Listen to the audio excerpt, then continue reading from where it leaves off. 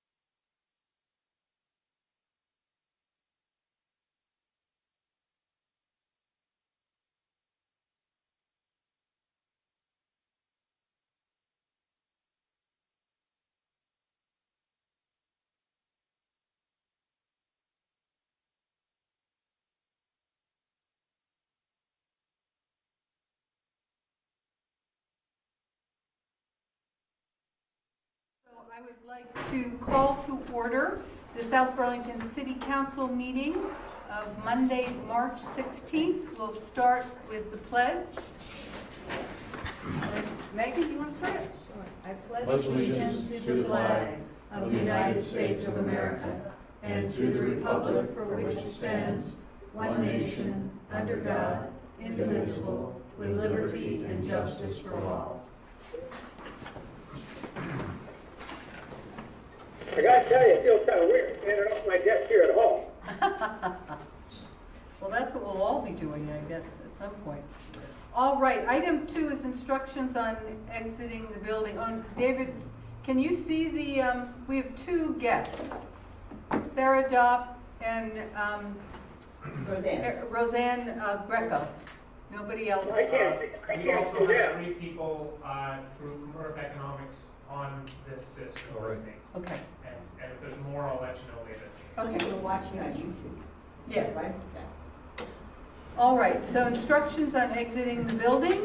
If we have an emergency tonight, please leave by one of these 2 doors. Go out into the parking lot to the south and around the building to the south and gather in the parking lot beyond that building. If these doors are for some reason blocked, go back out through the lobby, out the main entrance, around the building, and to the same 2 parking lot beyond the second building. Tom Hubbard and I will make sure the building is cleared.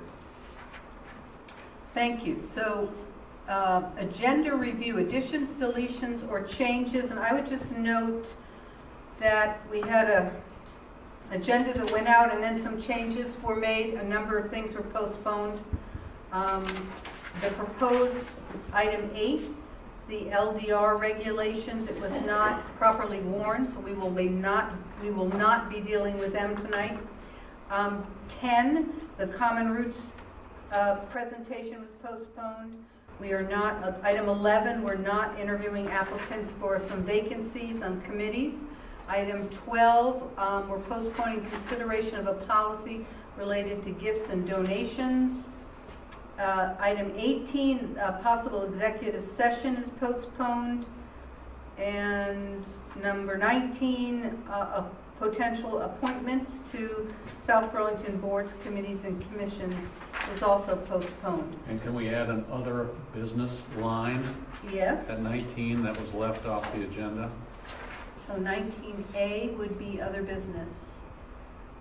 Tim, you, along with the rest of us, did not receive the, on the consent agenda, the settlement, so we should take that off. Yep. Do we do that now? Is that Yeah, changing? just drop it off the agenda. So we'll drop item C, and that we'll take that up at the next council meeting. Thank you. Sorry about that, Okay, my drop. that's all right. And on Got a lot going on. other business, Tom would like to present a proposal related to the future approval of warrants during this time. And so he'll have, Tom Hubbard. Oh, Hubbard, okay. So he'll have something to talk with you and hand out, and I think maybe he sent it out. Yeah, send it out as an email, but I have a It hard. was late today. This afternoon? Oh, I late, don't yeah, know if I like saw 5 that. o'clock. I It did was like not. 5 o'clock, so Okay. I've Okay, got hard copies. thank you, all right. Yep. Good enough, all right. Did you touch every copy? So if there are no other additions, changes, or deletions, we'll move on to item 4, comments and questions from the public not related to the agenda. And Sarah Dopp would like to speak, and it's on behalf of Michael Mittag, and it relates actually to, in general, reports that the council receives. And even though we're hearing a report tonight, which I guess someone could say, well, this is on the agenda, this is a more general comment about all reports, so I thought it okay to have her read that. Okay, so as Helen said, this is from Michael Mittag. Dear councilors, I have been reminded recently by the comments of President Trump and others in the federal administration that news and information, including scientific guidance of the COVID-19 coronavirus, which the president and the administration don't want to hear, have been dubbed biased or fake news or a hoax. That is what has been going on in Washington, D.C. Fortunately, we live and work in South Burlington, Vermont, and do not have to accept that kind of misinformation. At the December 16th City Council meeting, I referenced a study by Vermont Natural Resources Council and the Vermont League of Cities and Towns. The city manager evidently did not like the conclusions about property taxes and development, so immediately characterized that report as biased. More recently, several property developers and landowners have characterized the final report of the Interim Zoning Open Space Committee dated January 19, 2020, as unscientific and biased, and that this report should therefore be disregarded and not be used for any regulatory purpose. This is another example of trashing what you don't like to hear. Some of these same property developers and landowners have expressed a similar attitude to the Arrowwood South Burlington Habitat Block Assessment and Ranking Report. Both of these reports, paid for by South Burlington taxpayers, were commissioned by the City of South Burlington, the City Council and Planning Commission, to guide planning and development decisions in South Burlington.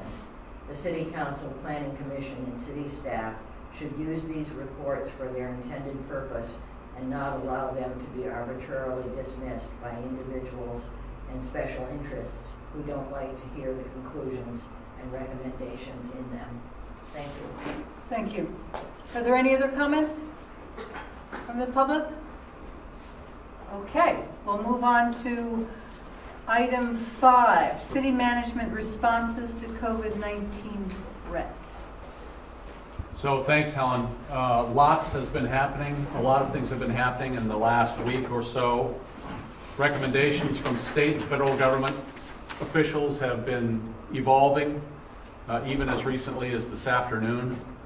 The public and the staff want to have and understand what the city's response is to, at least on our side of the street, as to what we will do to continue to provide services to the public and be mindful of the health risks to our employees. The senior management met today, and we went through a number of issues. First of all, public meetings. We have canceled all public meetings that are anything other than the City Council, the DRB, and the Planning Commission. What needs to be done with those statutory committees will be up to the council. So that's something for the council to decide tonight, what you want to do with that, with those two other organizations. Beyond that, every other activity or meeting or committee meeting is canceled until further notice. That includes the recreation programs that exist outside this building and the recreation programs that exist in this building, to include our senior meals, our yoga and other exercise in our small recreation room, anything else. With your decisions tonight, we will then know what all meetings how they will be handled for the city. I've asked the staff to go ahead and notify the committees and let them know that until further notice they will not be meeting. We have asked through signage and on our website for the public to explore ways to get the information that they need from the city without actually coming in. You probably saw the signs coming in the door.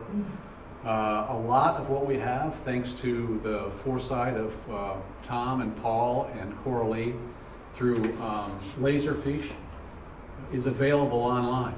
So the need to go particularly into Paul's office is pretty minimal now. We're working on ways to still provide the public the needed access to documents from Donna's office.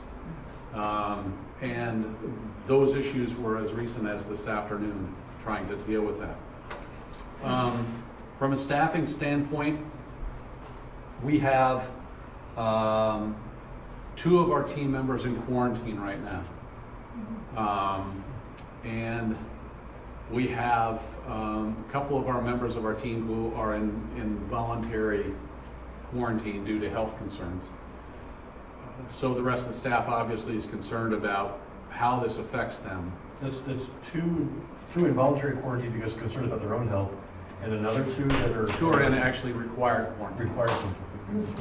They are not part of they may be part of the Department of Health statistics right now about people who are being monitored, but the people in self-quarantine are not necessarily. So what we have relate to our employees, our sworn officers at the police department, and our 3 shifts of fire and ambulance team members are essential employees, and they must be here. We have employees in our water quality department that have to maintain our systems. There are others that are in public works and then at the management level that have to be here and are essential providers. The rest are in some level of the ability to not be here or work from home. Where we have landed with this matter with our employees is that if they're not essential employees, they may take time off and stay at home, particularly now as the schools are closed and parents may have to address those issues of their children being at home. Or if they have a compromised health situation and feel they need to be away from the job. In those instances, they will still be using their sick time to be away from work. In both instances? In Sick both time instances. To take care of your children? Take care of your children, Or if if you just feel uncomfortable about being here, you can self-select to take time off. Mm-hmm. Clear it with your manager, who will clear it, but they need to be advised, and then use sick time to pay for that. If they can work remotely, could they simply continue working and not take that sick time? We are working on that concept, Megan. Part of it stems from the availability of laptops and licenses for our virtual private network to be able to access the machine or the computers here. Circuit. Some possibly can work from home without having to access the computers here. There may be ways to do that, but it has to be approved. We're not there yet. We're asking everybody to come into work tomorrow. And we're sure we're going to be updated from the Department of Health and others. But I think sometime this week we will probably address this issue of being able to work from home. We have a limited number of licenses for our private network. We are extremely mindful of even our team members trying to get into our system and bringing a different kind of virus, into our system that could do enormous damage. So we have to maintain our security against those types of viruses, even as we address the interests and needs of our staff members on the biologic virus. So this is evolving, and but that's where we are today.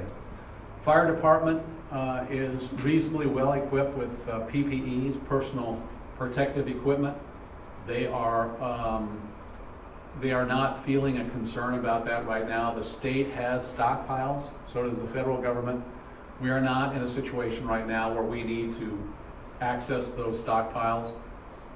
I think prudent planning by Terry and his team to stockpile in advance is now proving its worth, and they're fine. Fire department could use some more masks, and I think that's being worked on between the chiefs. Terry will be out of the office for a while with his own illness unrelated to the coronavirus. During that time period, Captain Lascala will be acting as in his stead. So Captain Lascala will be now working a day shift, not his normal 24-hour shift. So we have somebody with an enormous amount of experience.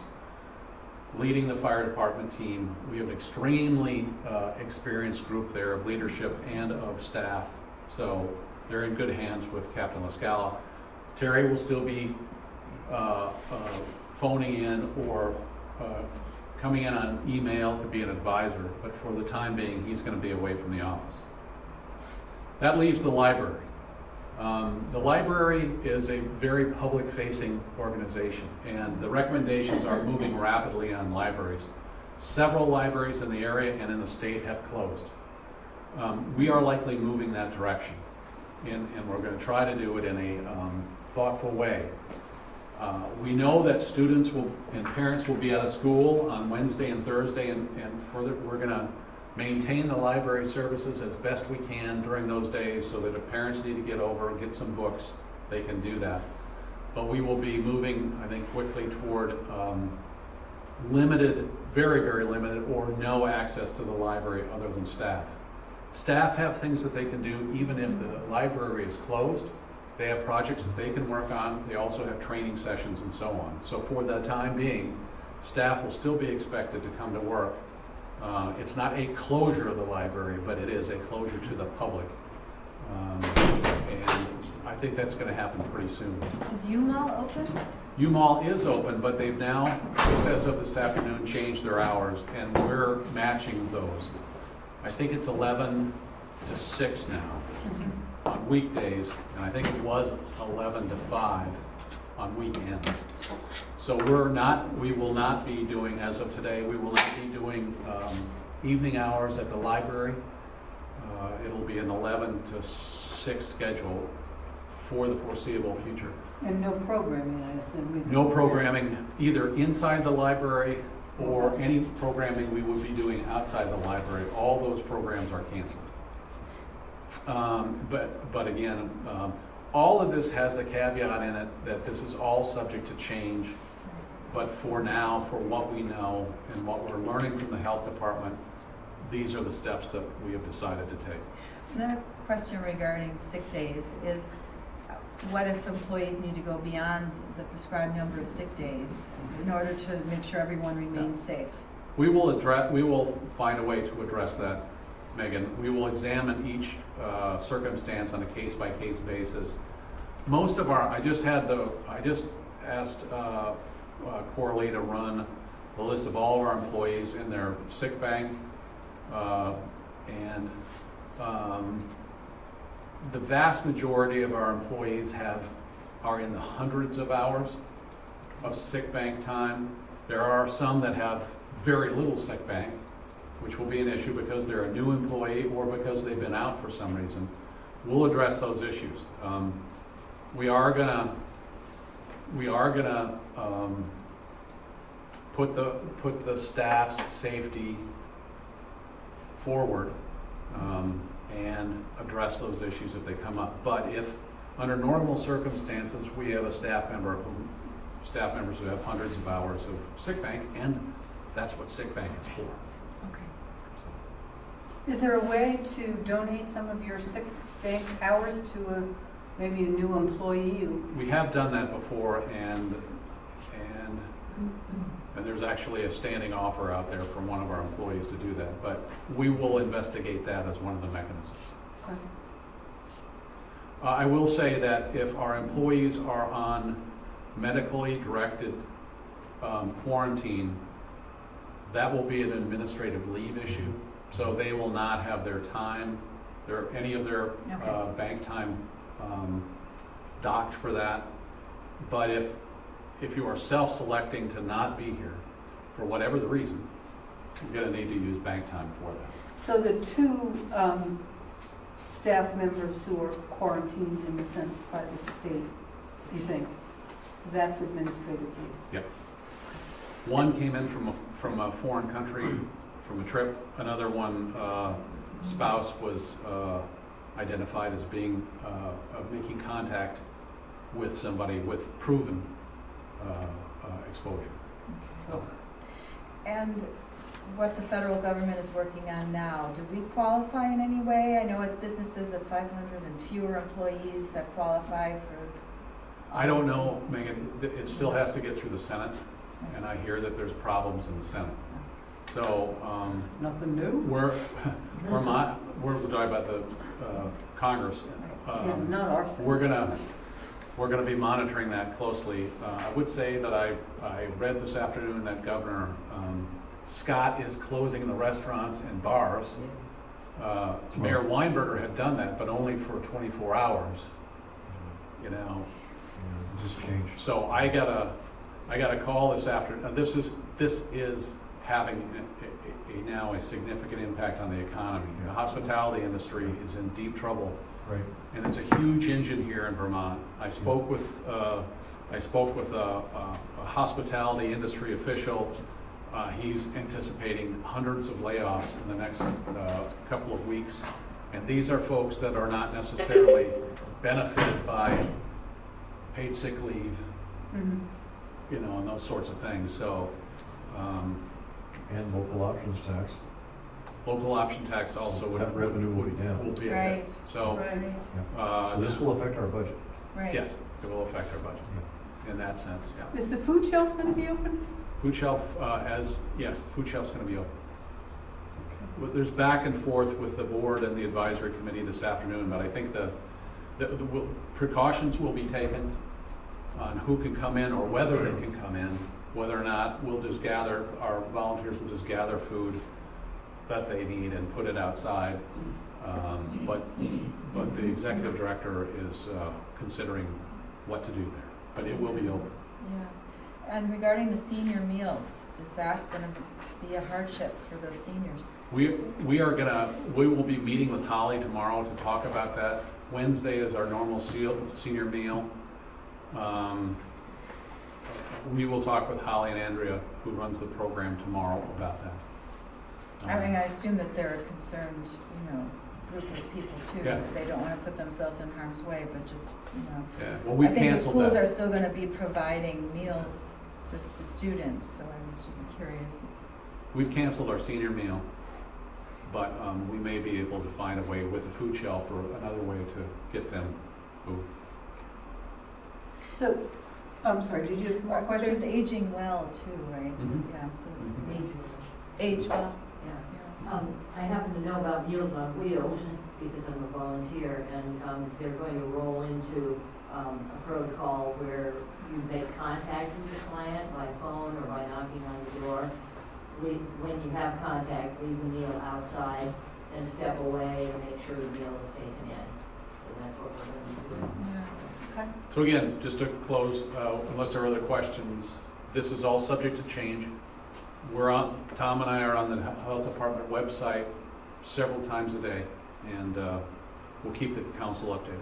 So is this the time, I mean, Earth Economics is going to be ready in 5 minutes, but I did want the council to talk about the 3 committees that still will be meeting and how, what kind of technology we hope to use and what is the sense of the council in terms of going forward, taking break or, but I don't think we can accomplish that in 3 minutes. So maybe we'll come back to that before we do the consent agenda after we hear from.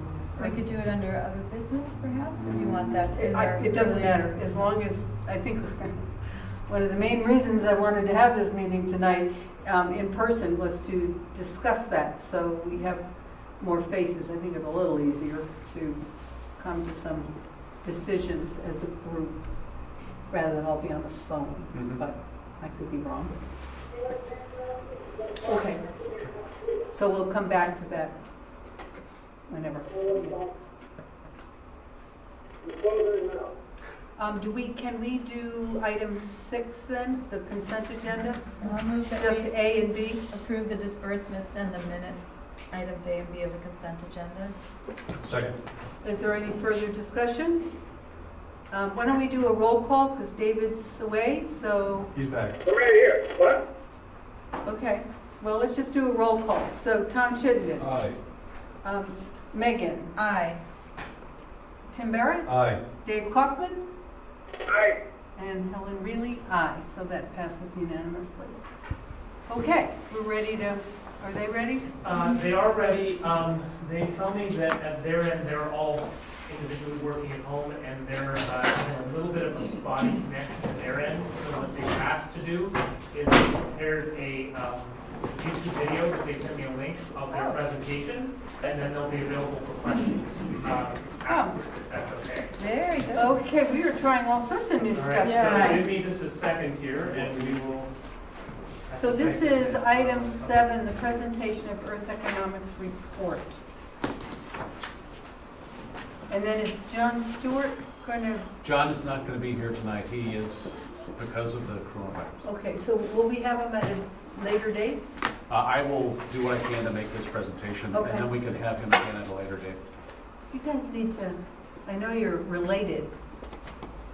Move over. don't want to sit that close to him. I know, move over. Away. Please. We're trying to do 6 feet. Thank you. Oh. Don't touch your face. Don't touch your face. All right, we're going to give this a try. Dave, will you wave your hand if you can hear us? I can hear you fine. Am I supposed to look at something in this benefit transfer method? Yes, there's good. Yes, exactly. So we're going to hit play on that and wave if you can hear the volume on it.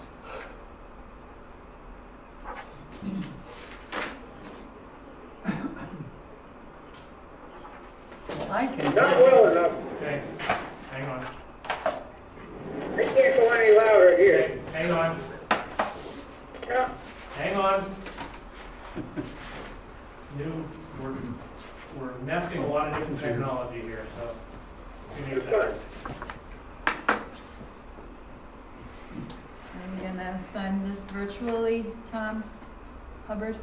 In the future, are we gonna sign this virtually? We're going Is to that- talk about that, No. yes. Yes. I was just, as I took the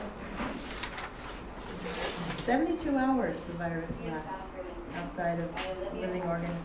A project director at Earth Economics, the lead for this project. During this presentation, I will go over the goals, approach, That's fine. methods, and results of the natural capital valuation study that began in January. That's good. Okay, hang on. I think it needs to be louder for us, though. I use your phone. I think that's as loud as we're going to get it at the moment. That was all right. You want to go sit over there? You're the- Thank you. Mhm. Is it coming out of there yet? Hi everyone, this is Anybody a talking? recording of Earth Okay. Economics presentation for the City of South Burlington by Olivia Holden, a project director at Earth Economics and the lead for this project. During this presentation, I will go over the goals, approach, methods, and results of the natural capital valuation study that began in January.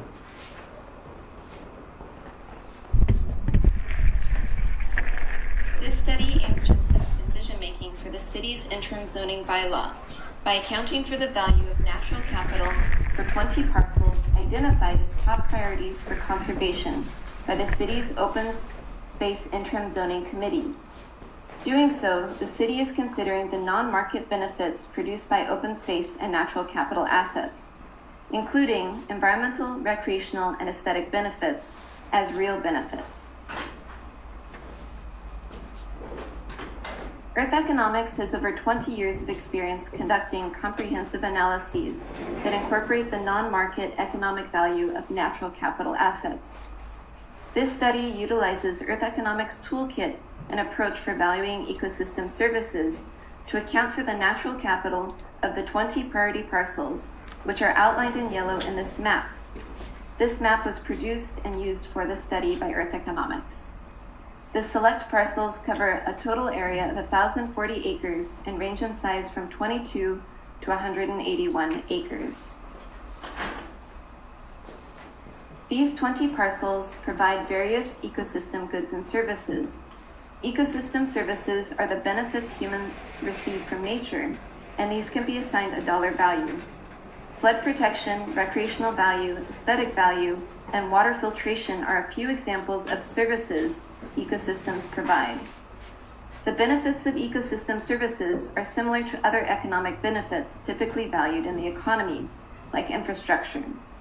Ecosystem goods are tangible physical products of a natural process, such as drinking water, timber, fish, crops, and wildlife. Ecosystem services describe the benefits people receive from natural capital, which is defined as naturally occurring ecosystems, such as wetlands, forests, and pastures, as well as the plant and animal communities they support. Like other forms of capital, natural capital provides a flow of goods and services. These goods and services are the basis of all other economic activity, as they provide clean water, breathable air, nourishing food, flood risk reduction, waste treatment, climate stability, and many other critical services. For example, during storm events, natural capital like grasses and trees capture and store excess stormwater runoff, reducing flood risk to human life and property. Following the Millennium Ecosystem Assessment, 21 ecosystem services can be categorized into 4 main categories: provisioning services, regulating services, information services, and supporting services. To value ecosystem goods and services, Earth Economics employs the Benefit Transfer Method, or BTM, in which estimates of economic value are based on primary valuation studies of similar goods or services produced in comparable conditions. BTM is often the only practical, cost-effective option for producing reasonable estimates of the wide range of services provided by ecosystems. To apply BTM for a full set of ecosystem service land cover type combinations, this analysis used Earth Economics Ecosystem Service Valuation Toolkit, or EVT. Studies within EVT have gone through multiple reviews and are standardized for use. To make legible the natural capital of the select parcels, Earth Economics conducted a land cover analysis, utilizing GIS to identify the acres of land cover types in each parcel. Accessing recent high-resolution land cover data in the Vermont OpenGeo data portal, this study calculated acreage of base land cover with wetland-specific land cover. As the layers of the map show, this study calculated ecosystem services from emergent, scrub, and forested wetland land cover types, in addition to grasslands and forests.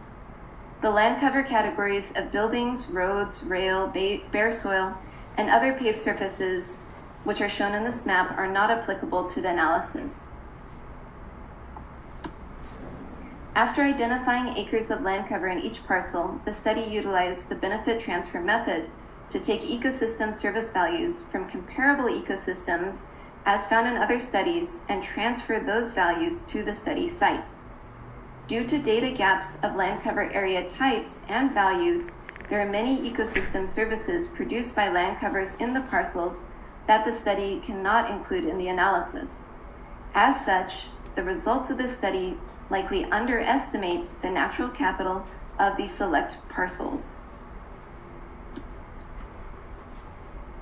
This study calculated annual ecosystem service values by land cover and reported those services as a per acre per year value where data is available. The annual value of ecosystem services represents the flow of benefits derived from natural capital assets each year. This study generated a dollar value associated with the ecosystem services provided by the open space parcels per year. Earth Economics has estimated the total asset value for each of the 20 parcels. The asset value of built capital, such as road, home, or a business, can be calculated as the net present value of its expected future benefits. In the same way that a home holds value year after year, natural capital also provides value over time. The annual flow of ecosystem services generated by the open space parcels will continue into the future. The asset value is a snapshot of current land cover and available valuation literature and provides a measure of the expected benefits flowing from the study's areas, natural capital over the next 20 years, assuming that the open space parcels are preserved. Overall, this study finds that the non-market value of ecosystem services provided by these open space interim zoning parcels falls between roughly $5 to $16 million in benefits each year. Since ecosystem services will provide an ongoing flow of value well into the future, the cumulative values over the next 20 years is conservatively estimated at $73 to $240 million with an agreed upon 3% discount rate. This slide presents a table of the individual parcel values. To consider the combined values of adjacent parcels, the table also highlights a cluster of parcels in the Great Swamp area. Please take a moment to review these estimated values here and in the agenda.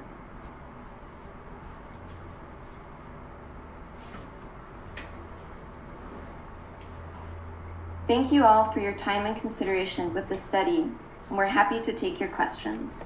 That's the good view from over the park. What did you say? That's the good view from over the park. So, yeah. The open view. So, are there questions? By either council members or the public? So why don't we start with the council? Any pressing questions? Can we just do a verification to make sure that they can hear it, that we can hear them? Hi, I can hear you all fine. Can you hear me? Yes, we can. Okay, great. This is Olivia Moulton, by the way, and I have my colleagues, Maya and Angela, also on the line. Okay, so there's three, Olivia, Maya, and Angela? Okay.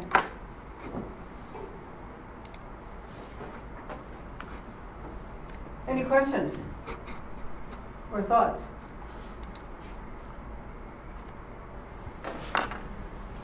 These are big numbers. I mean, that was what struck me first. Uh-huh. That these are big numbers. And I do like that they talk about the gap analysis. I guess that the range, I think I would like to see that more broken down in terms of how each of these features falls into each of those parcels. And I don't know if they can hear me. Those are my just broad, general comments. Okay, so So, for instance, we have the erosion control. We just have general agricultural forests here on page 10. Is that something that, for each parcel that has the forest on it, that would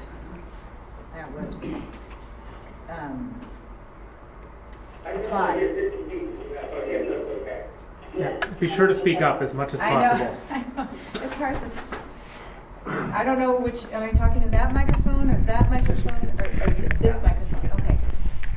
So if there's a wooded area on a parcel, does the graph on page 10 apply with regard to the value that was analyzed on that parcel?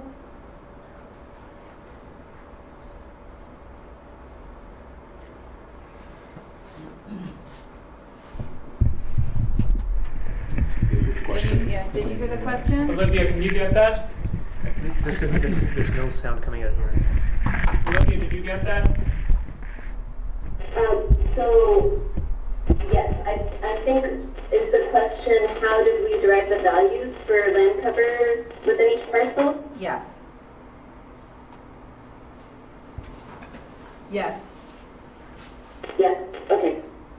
Right, so we took these land cover data from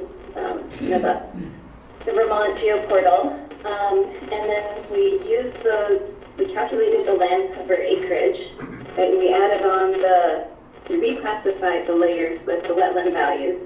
We calculated the area of each land cover, and then using that benefit transfer method, we identified a number of values from similar studies that have associated values with those land cover types to then say, okay, per acre per year, we can estimate that the value produced by this, by these land cover types will be this amount. You say similar studies. Are those studies that your organization has done, or can you cite other organizations with a similar method? Yeah, we don't go out and conduct the research on the ground. That takes a lot of time and resources, but we do look at the best quality research out there from other studies, mainly peer-reviewed studies, or those that have been through a lot of analysis. And then in our own system, we have several layers of review to check and look at those analyses, including the steps that were taken in this specific analysis. And maybe Angela can chime in, because she's the sort of manager of this toolkit, that ecosystem service valuation toolkit. Great. Hi, this is Angela from Economics. Yeah, so when we do the benefit transfer method, we have an in-house database that we sort of have curated over the past several years. There's almost 5,000 values total in the tool. So these come from, like Olivia said, published journal articles, also government reports and other reports done by nonprofits. And the database really provides us with this flexible value reporting that we can apply to areas throughout the country. We also implement pretty rigorous data management in the tool, so every value that gets put into the tool and accepted for use goes through a multiple stage review process just for data clarity and sensibility.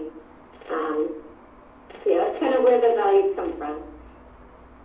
And I was curious how they calculated the land coverage, the percentage that was covered by forests or grasslands, or did they use, for instance, BioFinder, or did they use some other means to determine the percentage of land coverage?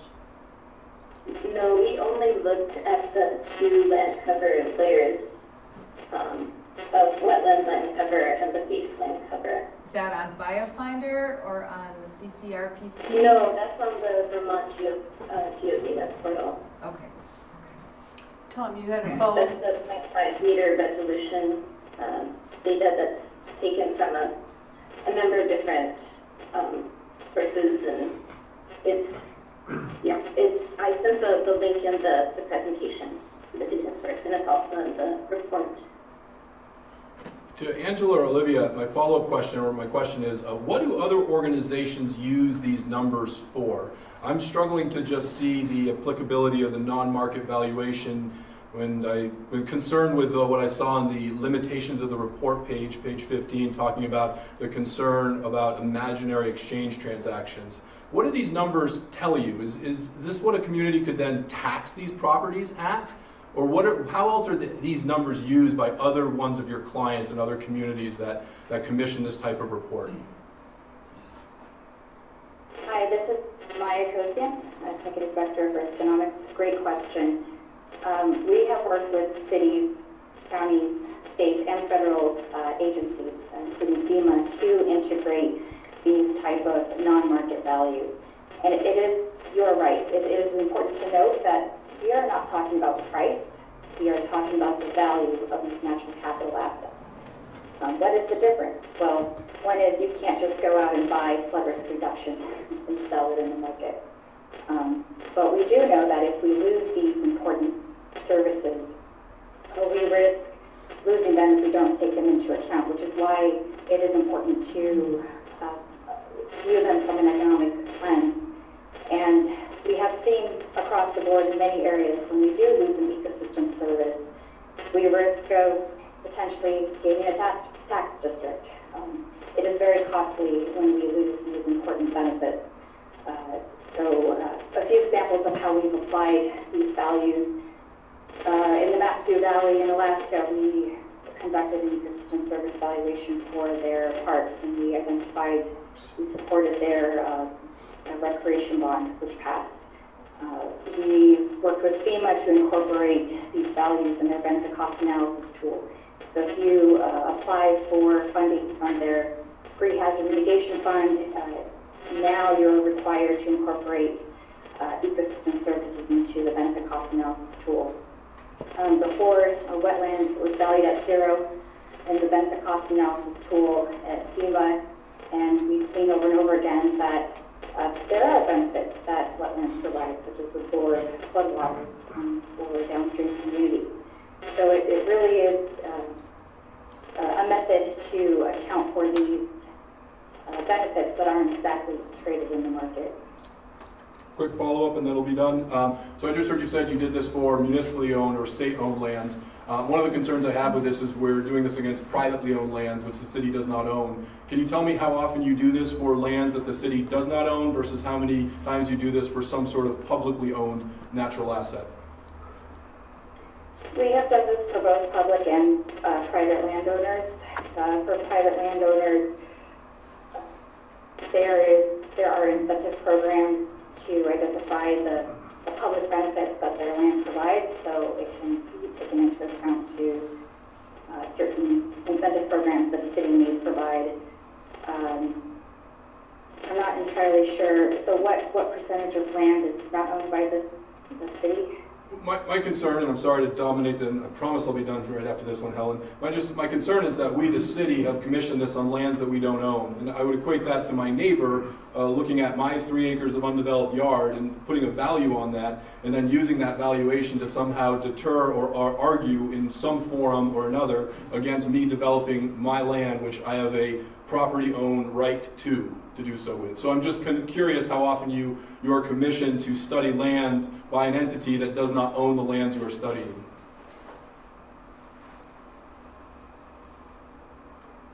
Well, we primarily work with entities who own the land, but in some cases we do work, like in our county, Pierce County, to raise awareness on private forest land. Again, this is a kind of a new field where we are trying to shine a light on these benefits that private landowners have that are contributing to a public benefit. And if we lose those benefits, even if there are on private land, we risk increasing costs for the community. And so that, to answer your question directly, we haven't worked too closely with city or state agencies who don't own their land, but we do work with counties that want to raise awareness on the benefits of public forest, benefits of these public benefits on private forest. Thank you. I just had a follow-up too. Yeah, I do too. Is there a way for us, this is Megan, I have been asking the other questions in addition to Tom. I was curious if we could receive a list with a specific percentage of land cover per parcel that you identified. That might be helpful to us. Now, following up on what Tom's questions were, obviously we're using this for perhaps policy that would be used in some way with regard to private lands. But I think that one of the concerns I have is being as careful and as scientific as possible, and using that specific data point per parcel I think would be useful to have as an ability for the council. Is that something you could provide? When you say data point, you mean provide specific the percentage for ecosystem service per parcel? So looking again at page 10, I'm curious how much of the land provides the aesthetic for the forests, or food, or the biological control, or the soil retention. How much of the parcel could qualify? Does that make sense?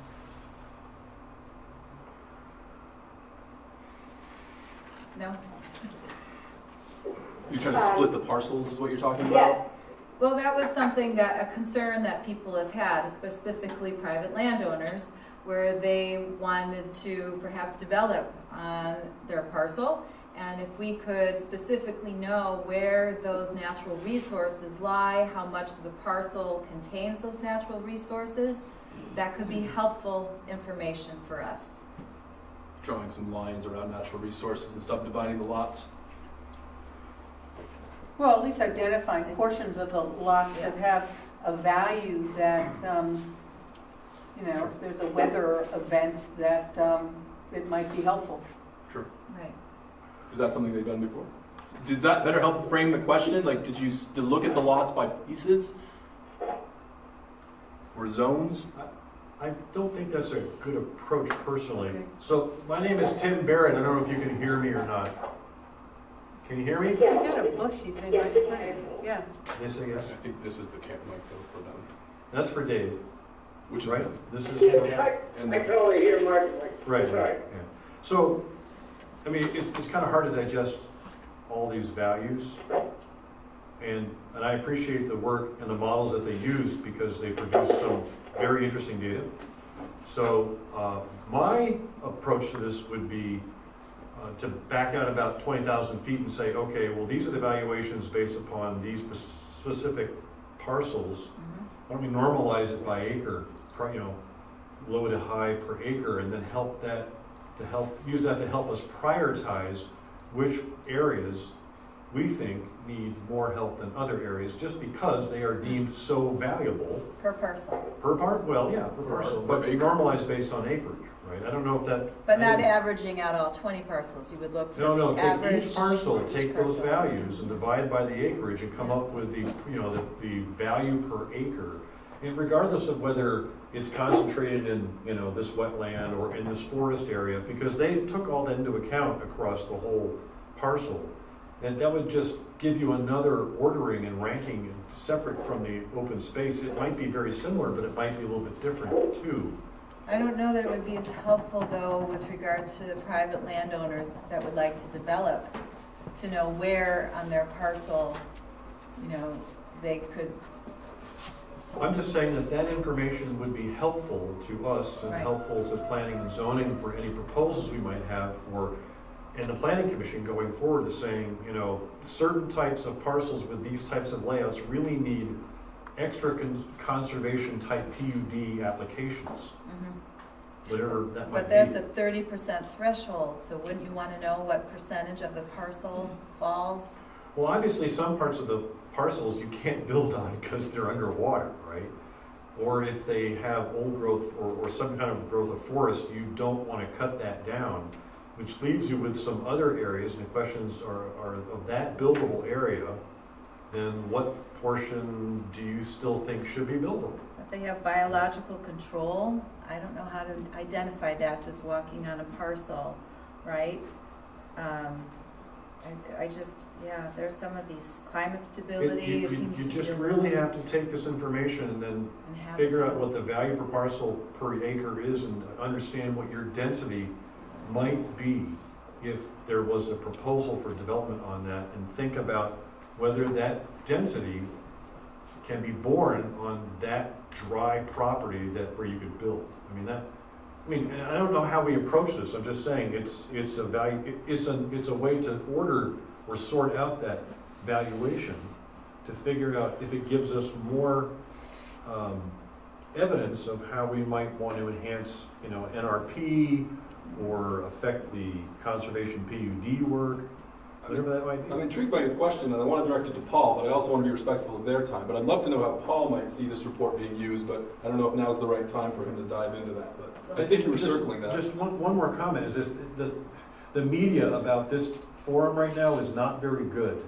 So we might want to repeat it in the future when we have people and we don't have electronics so much. I don't know when that will be. Nor I. I agree with that. We should do this again when it's. Yes, I would agree. And So we I can don't want to certainly, Charlie's here with CCTV, we can certainly post that for everybody's viewing. We can have the YouTube that was presented if folks want to see that directly, so those are a couple of short-term options. I think from our end, we're going to have to think about how to most effectively make use of this. You know, I think our initial looking at it might, they might be helpful in looking as compared with one another, as Councilor Barrett was suggesting, you know, whether that's looking at value per acre or just looking at the totals.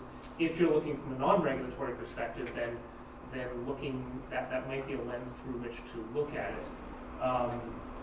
From a regulatory end, the scope of this was limited specifically to these 20 or 21 parcels. And so, you know, we'd want to really think about what lessons does that apply more widely to resources that don't just look at political boundaries of parcels. So I think I'd want to think on that a little bit more. I have a question, and then we have a couple from the audience. You mentioned, and I can't remember, I think it was Olivia, about FEMA using this kind of data. I just wondered if you could expand upon that, because some of this I see as, when I look at the value, it's a value that is kind of an avoided cost to the community if the parcel is kept preserved, so that if there are weather events, that you have all different kinds of events, I guess. You have the natural resources intact to mitigate some of the negative costs that, you know, if roads wash out or, I don't know, culverts are ruined, then that's a real cost to the community. So by avoiding them, you don't have to. Is that how FEMA rebuild uses? them. I don't know. So that was my question. Yes, this is Maya again from Earth Economics. Exactly. We provided values to FEMA, again, after assessing the values from peer-reviewed academic journals. They use different methods. You mentioned one, avoided cost. So what's the avoided cost of maintaining a wetland if it provides a buffer from floodwaters? There have been economic studies to exactly assign that value to a specific wetland. What is the aesthetic value of a lake or a river based on its proximity to a community, a property with that view shed? So there are different methods that economists use to assign a value on these different benefits. And different benefits have different methods. And I think another way to answer this question, what we provided to FEMA is we provided a value for a specific ecosystem type or land cover type. And what we provided in the report is we aggregated the values of combining forest, wetlands, into one estimate for each parcel. So if you look at a parcel, for example, parcel, and Olivia, you might have to help me out here, parcel 142 in the screen. I think the darker green area would probably be, assuming a wetland type. That's going to provide a different suite of benefits than on the further left-hand side of that parcel where there's a little pond or a lake, perhaps, emergent wetland. Yeah, emergent wetland. And then there, within that same parcel, there are, I think, the grassland and forest. So each land cover type has a suite of different values, different ecosystem service values. And we can provide that level of detail. It would just take a little more time on our part, but we can provide per parcel the range per land cover type, per forest, per wetland within each parcel. That's what you were asking. That's what I was asking. Yes. That is, I think that's what Megan was asking. I was just translating it into my layman's terms. You raised a great point about avoidable costs, and I'm all for that, because that's why we build stormwater ponds and why we have so many different infrastructures into that. It's one of our biggest capital assets. I think in that conversation, and it might segue to the other report, is opportunity costs of this land too. So I'm all for avoidable costs, or investing in, avoiding costs. But I think to Councilor Emery's point, we need to look at the other opportunity costs of the parcels of land that are not negatively affected or Oh, not. absolutely. I was just focusing on what information we have, this report has generated, and it's a dollar figure of some sort. I drink too much coffee, so I'll be right back. Okay. We have them till 8, right?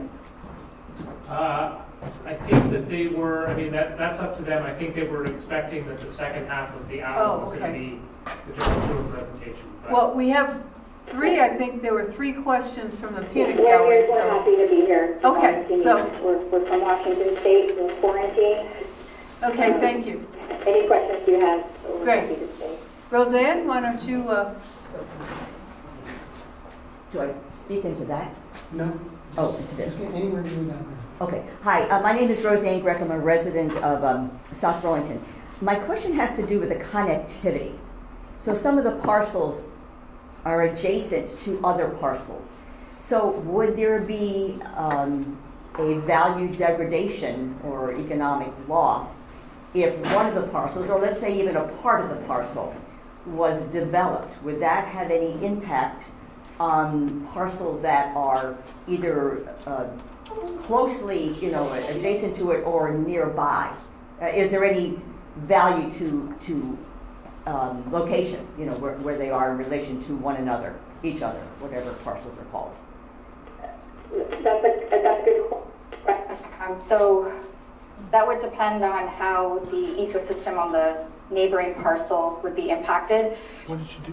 So if we notice that there is a decline, an impact in the wetland or forest, and again, this is dependent on the. whoops. You should get on Some value. But if we see that the ecosystem is still intact in the neighboring part, then no. Could you repeat? You know, another thing. Sorry. We had a little technological functioning error. Could you repeat what your response to Roseanne's question, please? Yes. So again, this is dependent on geographic information that's provided. So it's not exactly, it wouldn't be easy for us to instantly look at the impact of value if a parcel develops over a wetland and it does have an impact over next to a neighboring parcel. Yes, it would reduce the value, but again, we wouldn't be able to highlight that until we had the updated GIS information. I will take a step back and say we typically, when we provide a valuation, we typically provide it from a watershed scale, or if we look at a stream, because that's kind of how nature works, how the flow of services tend to function. Doing it by a parcel basis can also be valuable, but as the question rightly asked, that if you do develop over a natural capital asset in one parcel, it can have a negative impact on the neighboring parcel. That's very interesting. Just to drill a little deeper, though, your study does clump together, I guess, all and you consider the collective value of a number of parcels that are clustered together in the Great Swamp area. So that would suggest to this uninformed mind that there's some value there, that connectivity around the Great Swamp is more effective as a great swamp rather than finger swamps that are separated by development. Absolutely. Connectivity is important for natural systems. That's why we prefer to look at it from a watershed scale. Nature doesn't really recognize political boundaries, but we have to make decisions sometimes based on political boundaries. So we can provide the value from a watershed scale, but also a parcel scale. To build off of that, were you given any information regarding conserved areas or otherwise protected areas in the city that might align or be adjacent to some of these parcels? Yes, those are listed in the adjacency considerations. And, those are beyond the scope of the study. We were just looking at those land cover areas. But, there are definitely additional considerations to take into account when you're looking at the values we've provided. Okay. Frank, you have a question? Or a comment or whatever? Just a few questions, please. Okay, if I sit up here? Sure. My name is Frank Von Turkovich. I live at on 300 Swift Street in South Burlington. And we haven't had a lot of time to study the report carefully, but and there are a lot of people here who can't be here tonight, or people who aren't here who would like to be here to answer or ask questions. So I'd like to just pose a few that would help clarify some things for me. I guess the first one is understanding that EE's system is proprietary in terms of how it has a valuation approach or a method. When you say proprietary, is that are the components of that or the formula for that, is that available for other people to look at and understand, or is that secret? It means the tool that we use to filter the data is proprietary, but the actual study itself, the data, the studies that we refer to is not proprietary. That is all public, and so that is available. Okay, so the tool, the components of the tool would not be available to another consultant to do a similar evaluation. That's correct. They would have to do their own benefit transfer method, which would mean similarly collecting GIS data and then multiplying by the values provided by the studies, the data set that we provide. Okay, so but the citations are in the report. Yeah, thank you.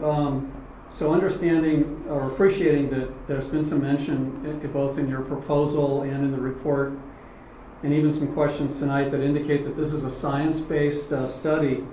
Would other resource economists doing the same job, would you expect them to come up with the same values that you folks have arrived at? Is there enough sort of continuity in that and understanding of how this science-based approach would work? That's a good question. Might give it to Angela if she wants to chime in on this, but my immediate response would be, this is partly why we provide a range. This is a new field in Valley non-market ecosystem services.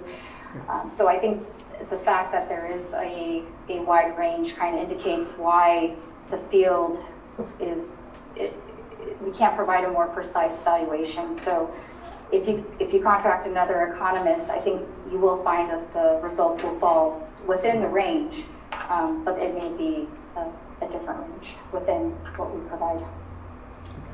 We try to be as conservative, but also realistic as possible. We want to say it's safe to say that the value of these important benefits that our natural capital assets provide is at least the minimum value. And in addition to that, though, we also say that there are gaps in the field, and so the numbers that we provide are still overall underestimates. Thanks. Just to focus in on one of the components that were studied, when you look at wetlands, are all wetlands in your model valued? Do they have the same dollar value or economic price value, or do they vary depending on quality and types and shoreline wetlands versus what we here in Vermont call Class 3 wetlands, for example? Are they all priced the same? I can take this one, or Angela can. But just in terms of the study, since there was so much wetland GIS data available, and also a number of studies that have valued wetlands and different types of wetlands. For example, you'll see emergent and forested wetlands in this map. We were able to really have more information to value wetland ecosystem. But yes, I think Angela can speak to the data set more broadly because there is a breakdown of many different types of land covers. Hi, yeah, this is Angela. So, as Olivia said, we have spatial information on 3 types of wetlands. And in the valuation data set, we matched up the studies and values that we chose to those land cover types. But kind of looking beyond just plain acres, we weren't able to incorporate any sort of like health information that wasn't available to us. So that was kind of beyond the scope of this report. So when we make a $1 per acre per year value, it is split up between 3 wetland types, but within those wetland types, they get the same value. I don't want to take up too much time, but I have 2 other questions if I could ask. Sure. Okay, one would be, so I take it, and I gather this is correct, that you didn't actually do an on-site visit of any of these parcels. This was all done using GIS information and sort of satellite photo imagery. Yes, it was all done remotely. We're based out of Tacoma, but I was provided with a number of resources, open access resources on the area. Okay, thanks. So there was, I believe that there was a proposal made to the city before you undertook to do this study that where your company would have evaluated like different development scenarios and had a sort of a broader view of parcels in the southeast quadrant of the city. How is it that you came to just focus on? Oh, that's us. That's us. That's for you folks? We had time and money, and we skinnied it down so we could Okay. get some information that we thought would be valuable in a more timely way and not have to continue to keep extending I IZ. appreciate that. Can the council tell me at least why did you turn your focus away from that? This study cost $27,000, right? The other study would have been what, 44? 40, something like that, Yeah, right? it's 47. Yeah, I think it was more time And than Kevin money. suggested John Stewart could do that part of the Well, study too. yeah, that was a different issue, yes. Okay. So that was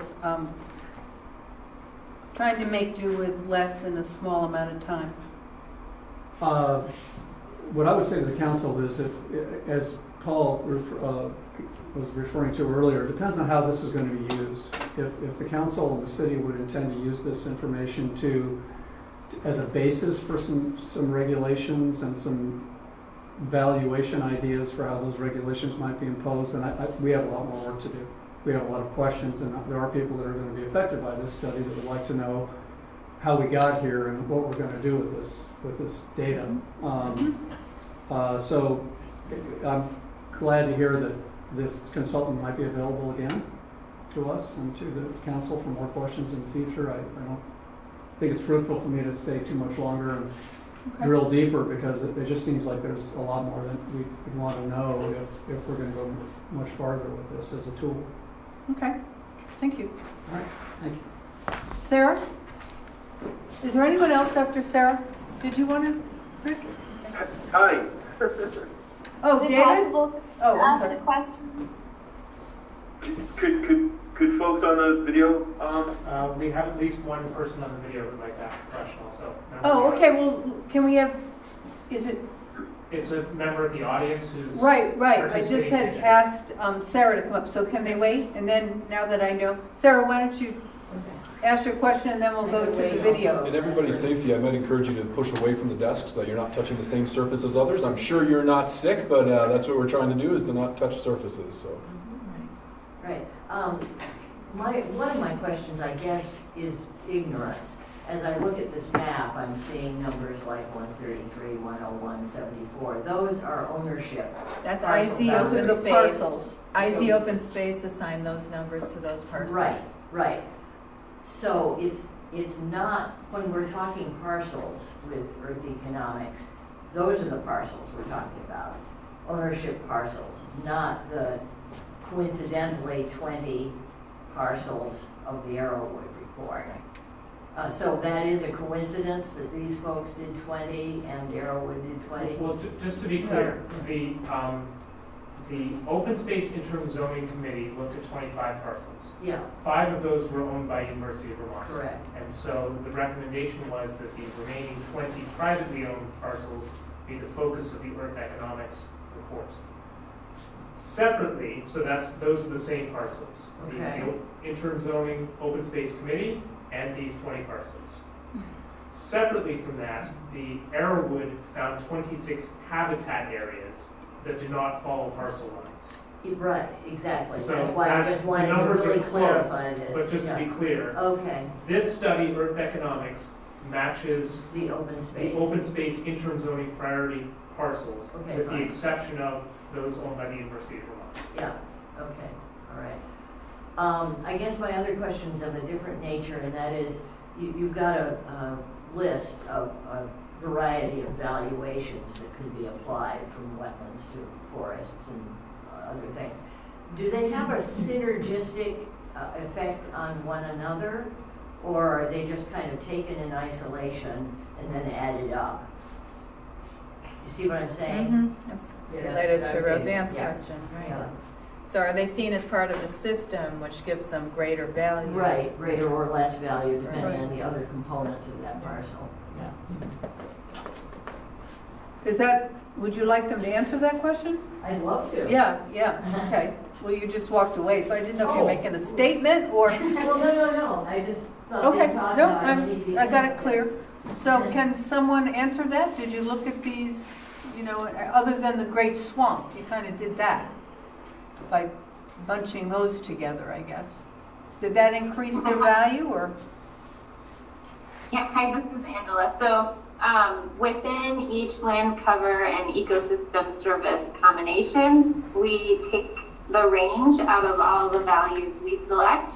So other than values being in that same bucket of things, they don't really affect each other. So they're kind of viewed in isolation other than just affecting what that range would be, and then added up at the end to produce a total for each land cover type. Okay. All right, so we have someone online. How exciting. This is sort of new for us. Hi, it's Andrew Chalmers, resident of South Burlington. Is this working okay? Yeah.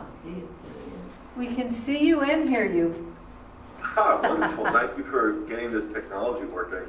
So, I just have a question about the methodology that kind of keys off some of the earlier questions about connectivity. So, for example, if you look at Figure 4 and just focusing in on one of the parcels that scored one of the lowest, parcel 133, it's mostly covered by what the state of Vermont considers, as you show in Figure 4, the highest priority areas for conservation. Can you help us just reconcile the methodology against what's shown in Figure 4? Figure 4. 3, which is It's table 4. It's table 4. Oh, So Figure 4, right, shows the biofinder priority areas. Right. oh, yes, And okay. it's on Figure 4 on page 12. 14. On page 4. Is it 14? And it shows, for instance, parcel 133 is mostly covered with, a highest priority resource. But parcel 133 didn't get that much value, and I'm just wondering, is there a way to reconcile those facts? Right, so that's why it's listed as an additional consideration. And also say looking at parcel 133, that's mainly grassland values. And that actually was one of the land cover types that we had fewer data values, less information on for the benefit transfer. So there's you couldn't tell whether it also had, riparian or wetlands functions from the data set that you have? Well,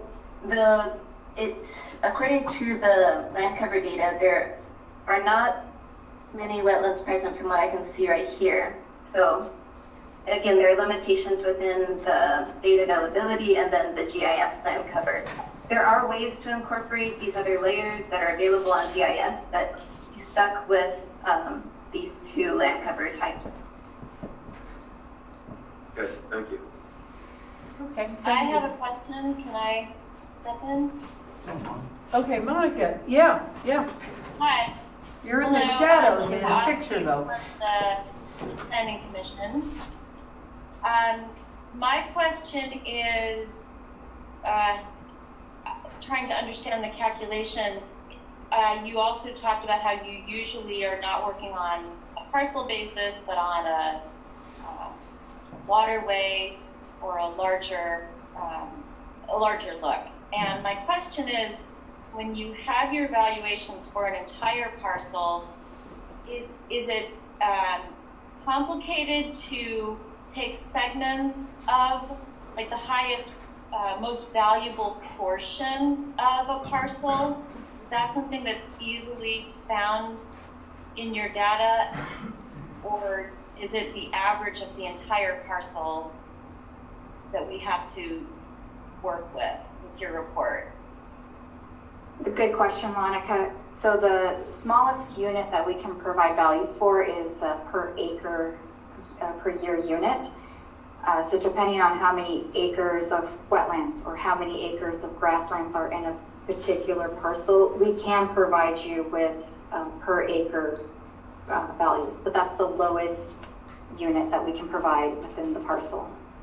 Sure, I guess so. My question is, if there happens to be a parcel that is, I'll just call it a 50-50 parcel. So it looks like from an aerial view, it will look like there's a lot of forest cover and wetland area, water area, and then it looks like there's another portion of the parcel, that same parcel, that from, an aerial view looks to have less of those concerned resources.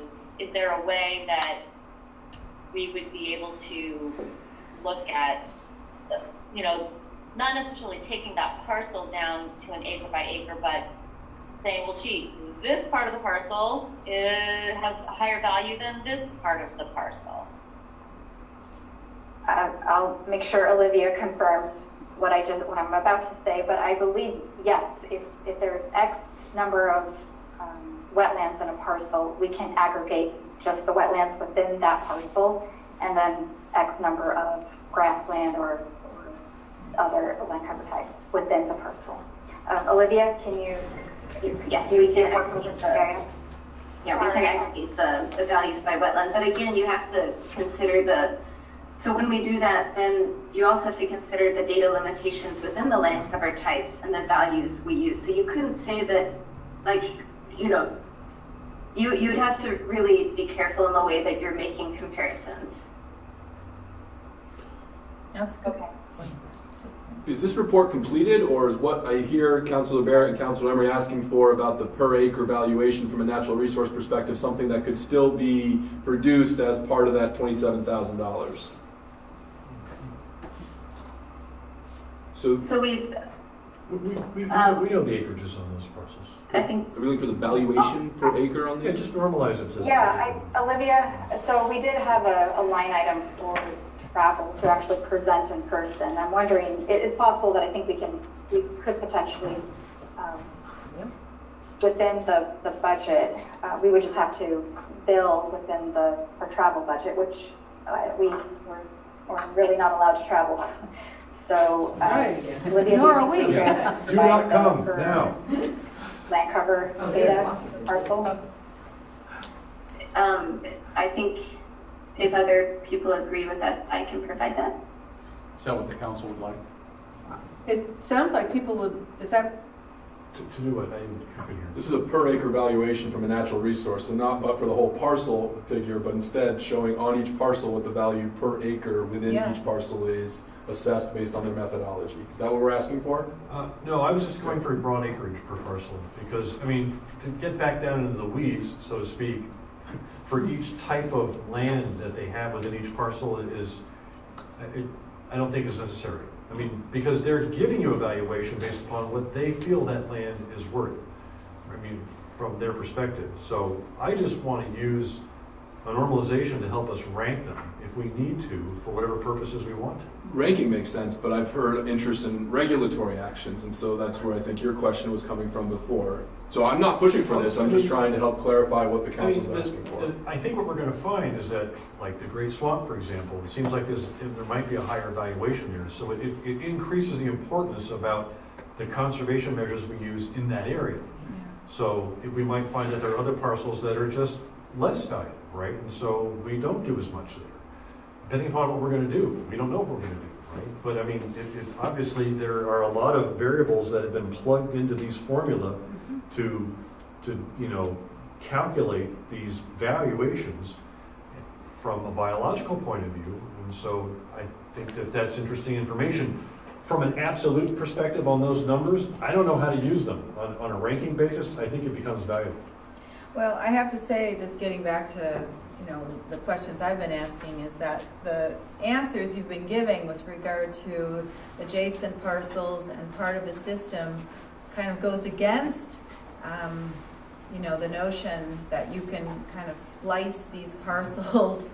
But correct me if I'm wrong, are these parcels able to be kind of parcelized even further into where the conservation value lies versus where the conservation value is much less? I'm looking at Paul to know if he has I'm not pushing either way here. I'm just wondering if Paul sees value in the per acre assessment to her question. Well, I guess the value of doing it in a per acre basis is that you'd have a sense about the relative values of different types of land within a parcel. Right. At the same time, sort of depending on what you're looking at here and how you're looking to use this information, the Open Space Committee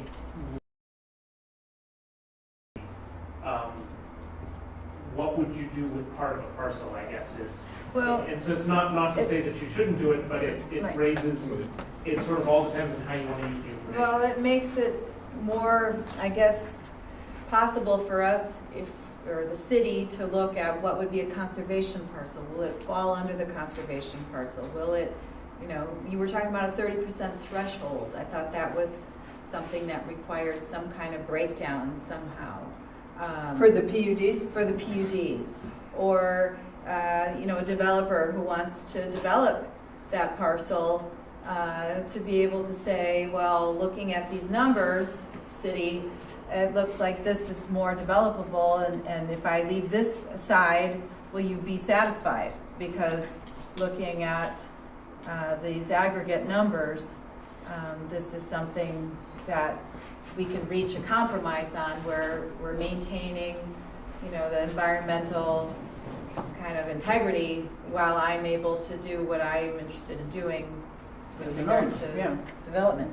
I guess then my question might be over to the folks that are in economics about the extent to which the information from these parcels can be extrapolated to look at other parcels, because from a zoning perspective, it'll be a little bit tricky to use a tool only for 25 parcels, but not for, say, the parcel next to it, because the resources cross boundaries. So I guess I might turn this question over to them to ask to what extent the data about emerging wetland on 25 parcels, or however many of them have it, represent information on parcels that we didn't look at.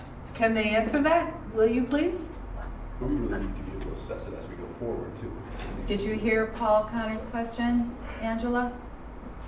Yes, I think it is possible to extrapolate to other parcels using these values, because we put together a general data set that's used for all the parcels. So if there's additional parcels in South Burlington that we could look at, it is definitely possible to extrapolate using the same data.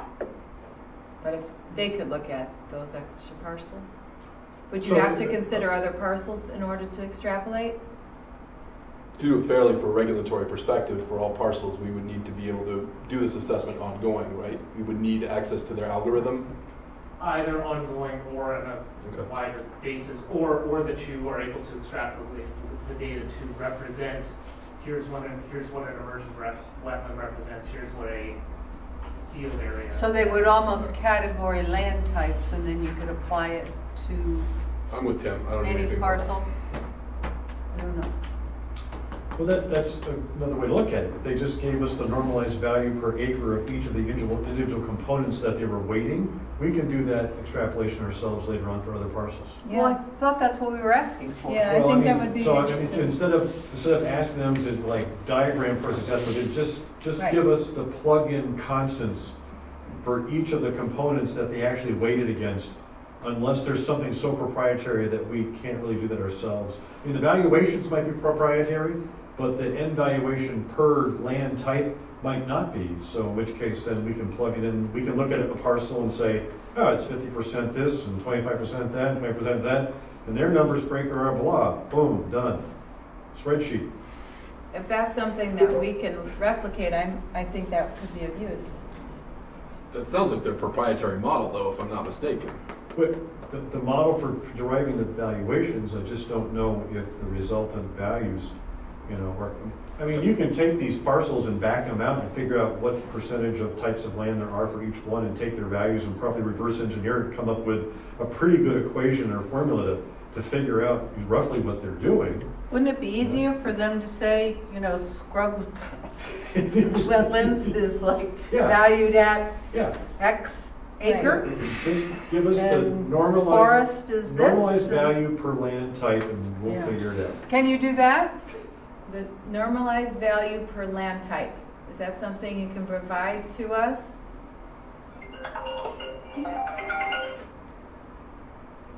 You mean provide the dollar per Yes. acre per value? Yeah. Yes, for emergent wetland or Yeah. the different land Land types. types you used. Want to have them work with Paul after this and Kevin to see if they can try to pursue something like Well, that? She might. Yeah, I think because this is now getting a little bit beyond the scope, it is something we can provide. We typically don't. We typically just provide the reference study just because of the time it has taken to extract that data. Let us maybe reconvene. We can sync with Kevin separately to kind of estimate what we can and cannot provide moving forward. Would that be all right? Yes, thank you. Yeah, that's fine with us, thank you. Okay, Great. thank you. So here's a plus for, yes. Can I ask one more question of economics? Okay, and then I'd like to move on to the next part. Roseanne Greco again. It has to do with buffer areas. So as the councils are talking about chopping up, parcels, what is the buffer area? Wetlands would be different than riparian connectivity. That would be different than grassland, than old growth forest, I assume. Is there a new environmental, tool on what the buffer area would be to protect the natural resources for the various, So if you're going to chop them up, you be careful. You're carving up a, cow. You don't want to. You can't just, this is nature. And it's sort of bizarre that I know we're doing this, to put a price on, is a tree worth this, and a bush worth this, and a wetland worth this. They come together. So it's not like trees are on their own without the wetland, or wetlands on their own without the grassland. They're all together. So sort of chopping them up is sort of perverse. That's a comment to the council, but the buffer question, I think, not that you're perverse, but I think, first of all, these are the highest priority lands. I don't know why we immediately go to how much we can build on them. We got other lands. So your question question is on buffer. to them is the buffer. Yeah, because I know the science is changing on that, given climate crisis, that what used to be 50 feet now is 100 or 200 feet. That's my question. Olivia, Angela, thoughts? I think that's beyond the scope of the study, but you know, that's definitely worth asking an ecologist or Just a a general- geographer, yeah. you know, somebody who specializes in that. But so yeah, and for many other cities we've worked with, they are trying to pass, you know, 50 buffer ordinances, and we were not able to really strictly focus on riparian areas in this study, but yes, we have found that at least a 50-foot buffer riparian area, you tend to have a pretty high value in ecosystem services. Okay, all right, thank you. Well, thank you very much, and we'll look forward to whatever you figure out, if anything, with Kevin. And, right, you obviously have a sense of what would be useful too, Paul. We'll work with them. Great. Yes, we'll work with Kevin and Paul moving forward. Thank you guys for your time. Thank you very much. Thank you, and stay nice and Thank safe. you You all. are in the epicenter. It's a good study. I appreciate Okay. it. Yeah. Okay, so moving on to, is Bill Shear, is he coming? So we didn't talk about the other report at all. We're Oh, gonna. I'm sorry. So that's a very important report, which deserves a lot of attention. But I recognize the time and also the circumstances. So I just hope if we don't do it tonight, that we definitely Oh, I'm have sorry, yes. John Stewart in the future. 'Cause I have a lot of questions about it, and it's very meaningful. But I want the public to definitely hear about it too. May I give an overview? Yeah, please. And, Okay, please do. and I'm then sorry, I come back to apologize. it. So we asked John Stewart to do this work for us. It's more of a traditional cost-benefit analysis that would look at the cost to provide services and the revenues that would flow from the same unit of development.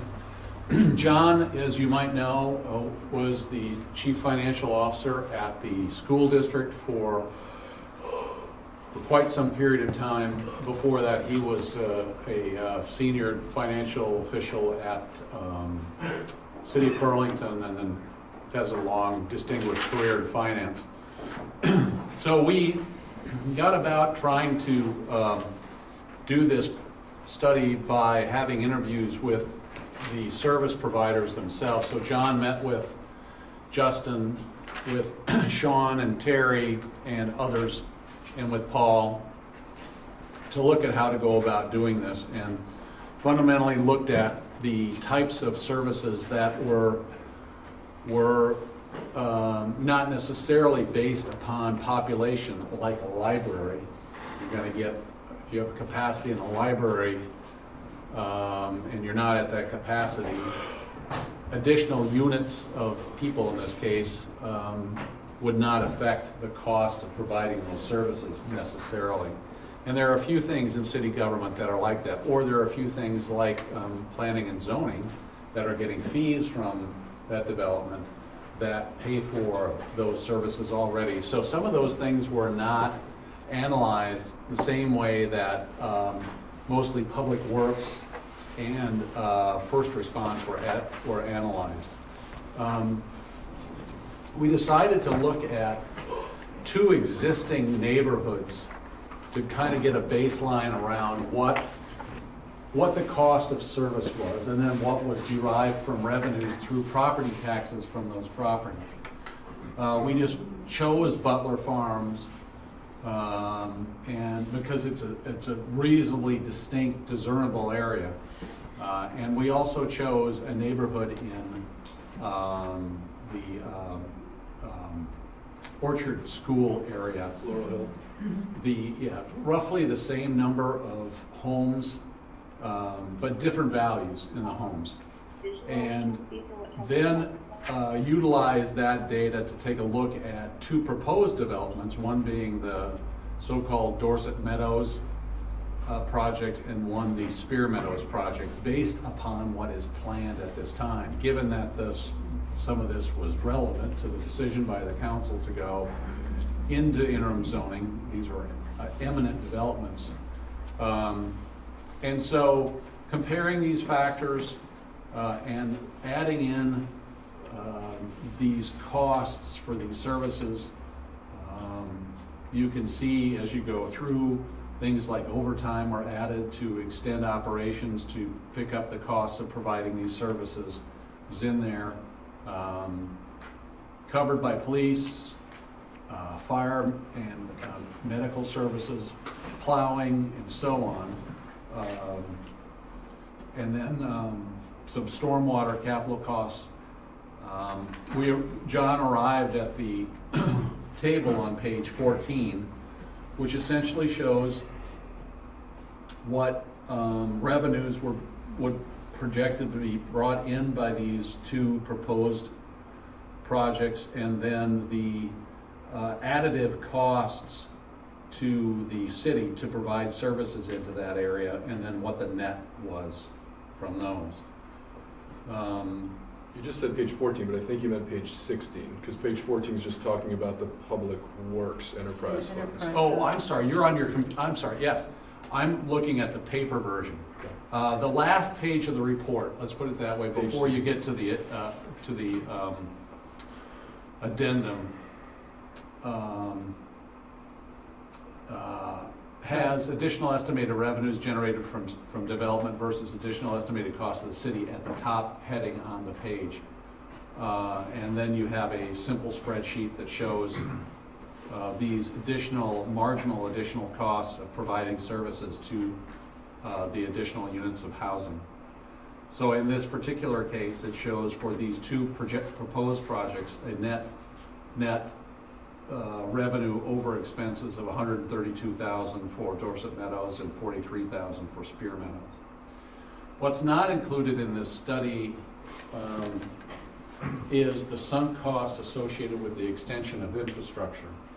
So at some point in time, the city decided to extend sewer and water infrastructure and utility infrastructure into the southeast quadrant and other areas currently not developed by the city. At the time that extension was made, it was based upon the comprehensive plan at the time and the expected growth associated with the zoning in that area. And so the city installed infrastructure, principally sewer and water infrastructure, that would accommodate all of that growth. So that's a sunk cost, not necessarily to the taxpayer, but to the fee payer for people paying for sewer and water services. To the extent that build out is completed, then the projected cost per each ratepayer will be even with the expectation and the study at the time. To the extent that you underbuild in that area, that's a sunk cost that other people who are paying those fees throughout the city would have to take up. John did not get into that cost. Also, and probably most importantly, and what I should have led with, is that we only looked at municipal revenues and municipal expenses. And so school revenues and expenses were deemed to be so complicated, given the funding formula for schools, that it would be much more difficult to both do such a study and explain such a study. We recognize, of course, that 75% of local taxpayer revenues go into the education system, but it was just too heavy a lift to do that in this study. If you project out or extrapolate, as was suggested by the prior presenters, about 20% of homes have students in 27, I think. Is it 27% of homes have students in the K-12 system? And so it probably gives you some idea, since these services are universal, and the costs on the education side to educate are narrowed down to 27% of the dwelling units projected in the new area, that the net would probably be somewhat higher on the education side, but that is unproven in this study. So What you learn from this study is the confirmation of a law of economics, which is economy of scale. If you were to have smaller developments, you would see these lines coming together so that a smaller number of units at some point will not be able to support the costs associated with providing them service. So the law is the more units generally that you have, the better you're able to cover the costs associated with providing services to those units. And that, I think, exists regardless of where, in a community our size, which is reasonably small in relation to a large city, can apply anywhere in the city. Because of the infrastructure we've put in place, the sunk costs you referred to. If I'm not mistaken, these calculations would be much different if we were talking about an area without city water, city sewer, without Vermont gas lines and electrical. So if we were talking about expanding in areas of Williston, they wouldn't be sunk costs, they would be actual costs to that potential growth. Well, that would be a point I would make, Tom, except that this study doesn't cover that. So those sunk costs are in addition to what the study covers. In areas like Williston where they don't have that, you wouldn't have to do that part of the study. We just didn't do that. It's an additive to these nets. So, and it has to be considered in a different way because it's a cost that we have already incurred as a society some 20 years ago. There is water and sewer everywhere in South Burlington? No, there is not. I don't have it, so I'm just curious. Well, you both live on what you might normally consider to be the farther edges of the community. Correct. But Oh, into yeah. 90+% of the community, there's water and sewer service. And to Sarah's point, that was a strong argument for the Eau Claire property, is to stop having to get city services out that far, the furthest Yeah. corner Right. of the city. So development is not going to occur there. We have no Well, infrastructure. we definitely won't now. But the economies of scale you speak to is an important point. For the areas that are adjacent to city services, there's a marginal benefit that outweighs the marginal cost proved out in this for sensible, smart growth of additional housing stock. Except we don't have the educational. That's I don't know how relevant that is. Thank you. You don't? No, because I hate trusting gut feelings, but my gut feeling is that the rate of residential growth in our city probably is what will supply the schools with an even stream of students, keeping them at one particular student population number over the next 20 years, probably. That's a gut feeling, you know. Well, Apart for each- from whatever the islands, you know, import or export to us. I'm sorry. No, I was interrupting you. For each So- student that comes in, it's X amount of money from the state. It's because the state pays for education and makes sure that we have the amount of money we need per student under the state aid formula, that it is a less pertinent component of the study, I would say. Great study. I really would love to talk to John some more about it, but I hope that we have Well- another time when other people can weigh in on it. I filled in for John, and I'm not John. But I mean, it highlights two important points. One is that there is housing density, there is tax revenue density, right? And low housing density doesn't fit well with low tax revenue density. Right. Then you take into account this Earth Economics, you know, study and the IZ study, right? And you find out where the most valuable bits of land are, and you realize that you don't want to waste land, right? That could be taken in two ways, right? You don't want to waste land with quarter-acre lots where you have 20 homes, where you could have a tighter development and have 40 homes on the same amount of land, or on less land and have more open space. Whatever it might be, in order to concentrate the services, concentrate the property tax revenue, concentrate the housing, so that you leave more of the land able to do what it's supposed to do naturally.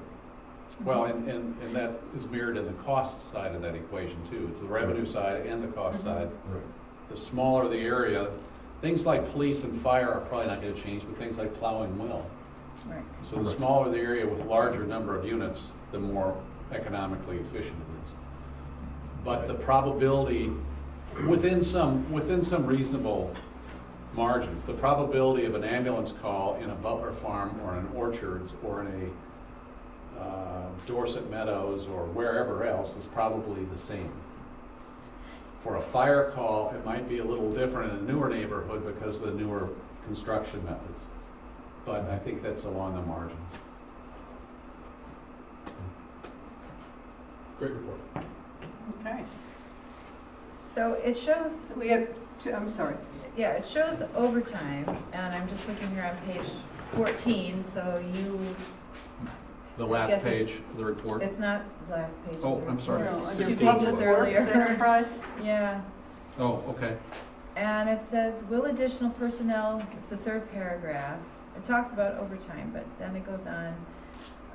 Will additional personnel be needed to provide service to these developments? In the context of additional workload for about 200 new homes, additional services may not be necessary. However, an estimate is included to cover potential increased overtime tied to these areas. And is that something that he was able to get a specific answer to from our fire chief as well as our public works director? That additional staff Yes, would not be required? I believe so. I believe the whole study is based upon the notion that we would not need to hire additional staff to provide services into 200 additional homes, but that in a way to try to capture that, it was added in from a overtime perspective. So we would cover the additional cost of service Yeah. through overtime as opposed to at least at 200 homes additional staff. And I. That was the concept. Right, and I get the notion that density means that there are fewer roads and miles to cover. But one thing I did encounter, as I campaigned, is that people are a little dissatisfied with the level of plowing quality currently. And I, in response to that feedback, said, we're probably stretched pretty thin. And, they were comparing it to 10 years ago. And that's a question I would, have to take back to Justin and to the Public Works crew. But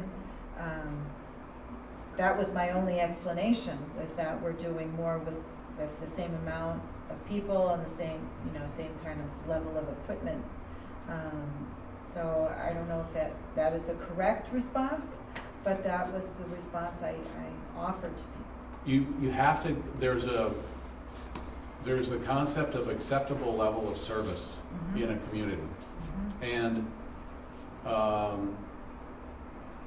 at some point as a community grows, you've reached that expected level of service and need to add additional resource. And that's been the history of the city, of any city, since real public services began to be provided. At some point you reach a time when you need another cruiser, or you need another plow truck, Right. or you need another sidewalk plow. Right. For the purposes of the study, it was not anticipated with 200 homes. Would 400 homes be different? Yeah, I expect it probably would be. Level of service is something that you as a council need to be mindful of as you're talking to the public and your constituents about what you're hearing out there and what they're feeling. If the level of plowing needs to be upgraded, it means more capital costs, more personnel costs. Right. And line striping was another issue that I heard a lot about. And particularly on Williston Road, where those lane jogs to the right. That's going to get completely re-engineered this spring. Right. Good. Because it's not ideal. But it wasn't the only area. Yep. It was throughout the city where people really felt that line striping has really fallen, to the wayside. And what will it take for us to get our lines striped? Well, I think we've heard that, resurfacing roads is an issue for this community. Right. We don't do enough each year. We do almost $1 million worth in the last 2 years, but, and so when you add, that's a pretty large infrastructure replacement cost that we haven't, it seems as if the city hasn't really kept up with that. Paving? Yeah, with the current, to people's satisfaction anyway. I think the reality is, Maybe we never can, but. I would, to be blunt, we won't be able to at 3%. At 3% growth in budget, we're not going to be able to keep up. There'll be a time when we're going to have to bump that up. If Justin Rabideau reported to you, I remember the meeting, I don't know what year it was in the firehouse, that he would be recommending $1 million a year, Right. which is roughly what our neighboring communities spend for paving each year. And so it catches up with us Right. in time. But these numbers are predicated on an annual rate of increase of 3%, which isn't enough. So, I mean, if you bump that up to 4% or 5%, then the cost at the end isn't looking quite so good in terms of more development. And then the other infrastructure cost, I mean, we see it in older cities. You know, the sewer lines need to be replaced. That's not a cheap thing to do. But we shouldn't miss the key point of this, which is in those two examples of those two development opportunities, there was a 33% net return benefit to the city, which could be do one of two things. One, that additional $200,000 on that additional tax revenue could either pay for that aging infrastructure, or it could reduce the overall tax burden on individual taxpayers. So that's why the growth rate in our grand list every year helps offset that 3% growth. We shrink that growth through any means, then that's going to put more of a burden onto our existing tax base. So that growth in the grand list is evidenced with this report. I would take these numbers with a little grain of salt, right? That ratio 4 to 3 is it's not 6 to 3, it's not 8 to 3, right? It could end up being a wash, depending upon a number of factors that, you know, we're just projecting out, right? So they're kind of close in my mind. A little bit too close for comfort, but at least, you know, it's not grossly one way or the other where we're surprised and shocked. So I just want to point that out. And that 33% could actually be 10%. We, you know, It's going to fluctuate, but it's a positive with these calculations. It looks like it's positive, right? And there's other studies that show if you really want to grow your revenue, your grand list, you invest in business. You don't build more homes. You get, I don't know, tenants in the technology parks. You do more economic development for those job opportunities, because the buildings they build, we tax them at a higher rate. They provide economic, jobs and stability, but they don't necessarily send kids to school. But you'd like to give them some homes to live in at the same time. Well, yes. So, but you need to do both. And it seems to me at 3% increase, you're not really going to get ahead fast enough if you don't do both. it's also assumed that stormwater funds will cover the stormwater costs? Yeah, that's a fee like water and sewer that can be changed, and it's a non-taxpayer. It's not on the taxpayer, it's on the fee payer. So if we look at what happened just recently at Pinnacle, right, is that something that the stormwater fees will cover, our insurance will cover, or? Actually, I'm not sure which way that will go. We're still trying to get that engineering study. What we did in that case is offer to pay for up to $4,000 for an independent or an engineer of their choice, the neighborhood's choice, to come in and review the design. And actually, I haven't heard back from them, so I will check on that. Okay. But the point about stormwater is that one of the advantages of looking out into the future for these developments, and maybe if they're already past that, is that the stormwater rules will change. They'll become more stringent. They'll deny more land to developers to the benefit of the ecology of the parcel, probably, right? So the point of that is that stormwater rules have changed over the last 25 years, so that they try to deliver cleaner water to whatever tributary they want to send it to eventually, right? So there will be an enhanced quality in those systems, and they'll be better engineered than they were 25 years ago. So but then in 25 years, they'll probably look back and go, we should have done it differently then too. Right. But in other words, they are getting better as you go along. And then, so for each development, those costs are borne by the developer, which are then borne out of the cost of the homes. But when they're turned over to the city, basically it's maintenance at that point, right, based upon the stormwater fees. Is that correct? Would you? David, do you have any comments or thoughts? I have been uncharacteristically quiet. I know, that's why I'm asking. Difficult to follow the entire conversation because of different people talking, the different levels of volume, etc. It has not been easy. This segment was much more difficult than the previous, and the previous wasn't easy. I just, I've got a lot of questions, but I think it's impractical to ask them in this format because it's going to be difficult to relay those and make them come out clearly and to get answers that I'll be able to understand from the amount of that I'll be able to actually hear. Okay. It's not an ideal setup. I've got enough bits and pieces that, I have questions. The biggest question is we've got all these values, and how do we integrate them into the decisions that we're going to make on the adjustments to land development regulations, et cetera. And I really can't mentally equate that at this point, and I need to understand that better. Maybe I can have a chat with Paul or something this week and get a better understanding, or with you. Thank you. Okay. Did that make some sense? Sure. Don't, because, don't hang up.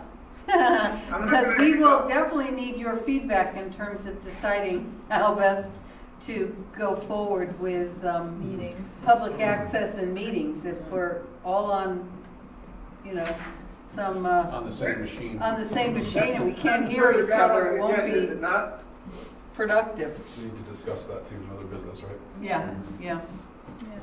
Are there any are there any other comments or thoughts at this point in time? I would just I liked having the 20-year, kind of forecast too. I don't know if that's within John Stewart's scope of his project, to use the term that Angela was using, but is that something that I would love to see if this is an incrementally expanding value, or that is something I would be interested in as the infrastructure You mean a net present ages. value, or? Right, looking 20 years out, what would be and just like the 20 parcels that we had Earth Economics review, it's always, it leaves us, desiring more. I would love to compare these two parcels to what Garden Street will bring to us, for instance. I think that would be a very, instructive comparison. Another comparison I'd love to see to the Earth Economics would be the economic potential build out, not to every square corner of these parcels, but what would be the opportunity cost of if housing or new tech park development goes on these lands, and not where there's natural resources, but if we over-conserved, if we conserve the entire parcels when only 50% might be identified as what we need to actually conserve. What is that potential build out value of those lands? I'd be interested in that.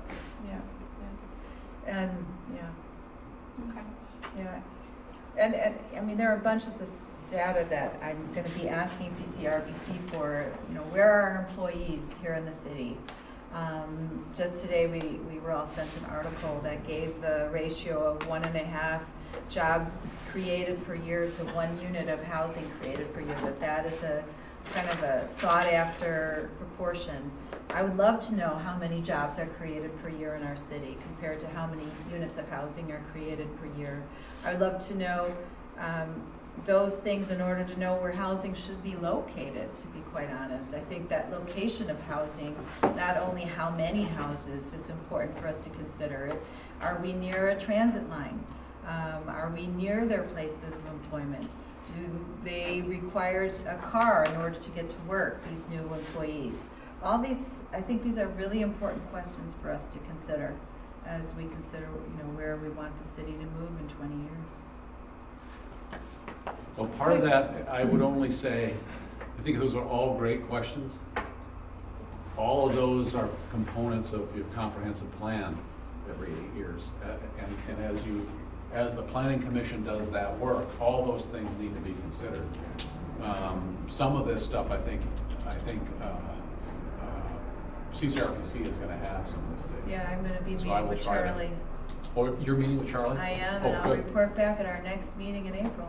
Good. I'll shoot him a little email on some of these specific questions. Good. Okay, we move along to There's a item, question in the. oh, I'm sorry, yes, Roseanne. I want to make a statement on this. I sent you something. Yes. I hope you all read it. But are you going to be taking this up again, or is this? Yes, yeah, I believe so. Okay. Well, Yeah, because I know John, I have no idea what his credentials are. This, I don't know what this is. It is definitely not a cost of development study. To exclude 75% of our cost from this because it's too difficult is not acceptable, because that's the huge cost. And if it's not included in there because it's too convoluted, that's why you hire people that know how to do cost of development studies. This is not. Nowhere in here does talk about the environmental costs. How much is going to cost us to clean up Potash or Muddy Brook or Bartlett Bay or Lake Champlain or build more stormwater or containment ponds? There are environmental costs here that we're all going to pay, but it's not in here. This is a document that I don't know what its purpose is. Roseanne, I think to answer your first question Yeah. about the education fund, I don't think it's relevant to this study because the state provides on an equalized per pupil basis funding back to the city to pay for the schools, regardless of the size of our grand list.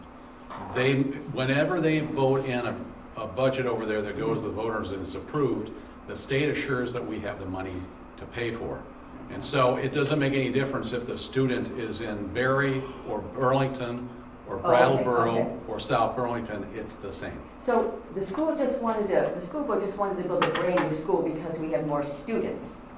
So that's not a factor of our population growth? I mean, capital if side had of it? that gone through, our obviously we all know what that would have done to our taxes, but it has to be related to the growth of our population as well as the students that come in from other places. That's a capital investment that's treated differently.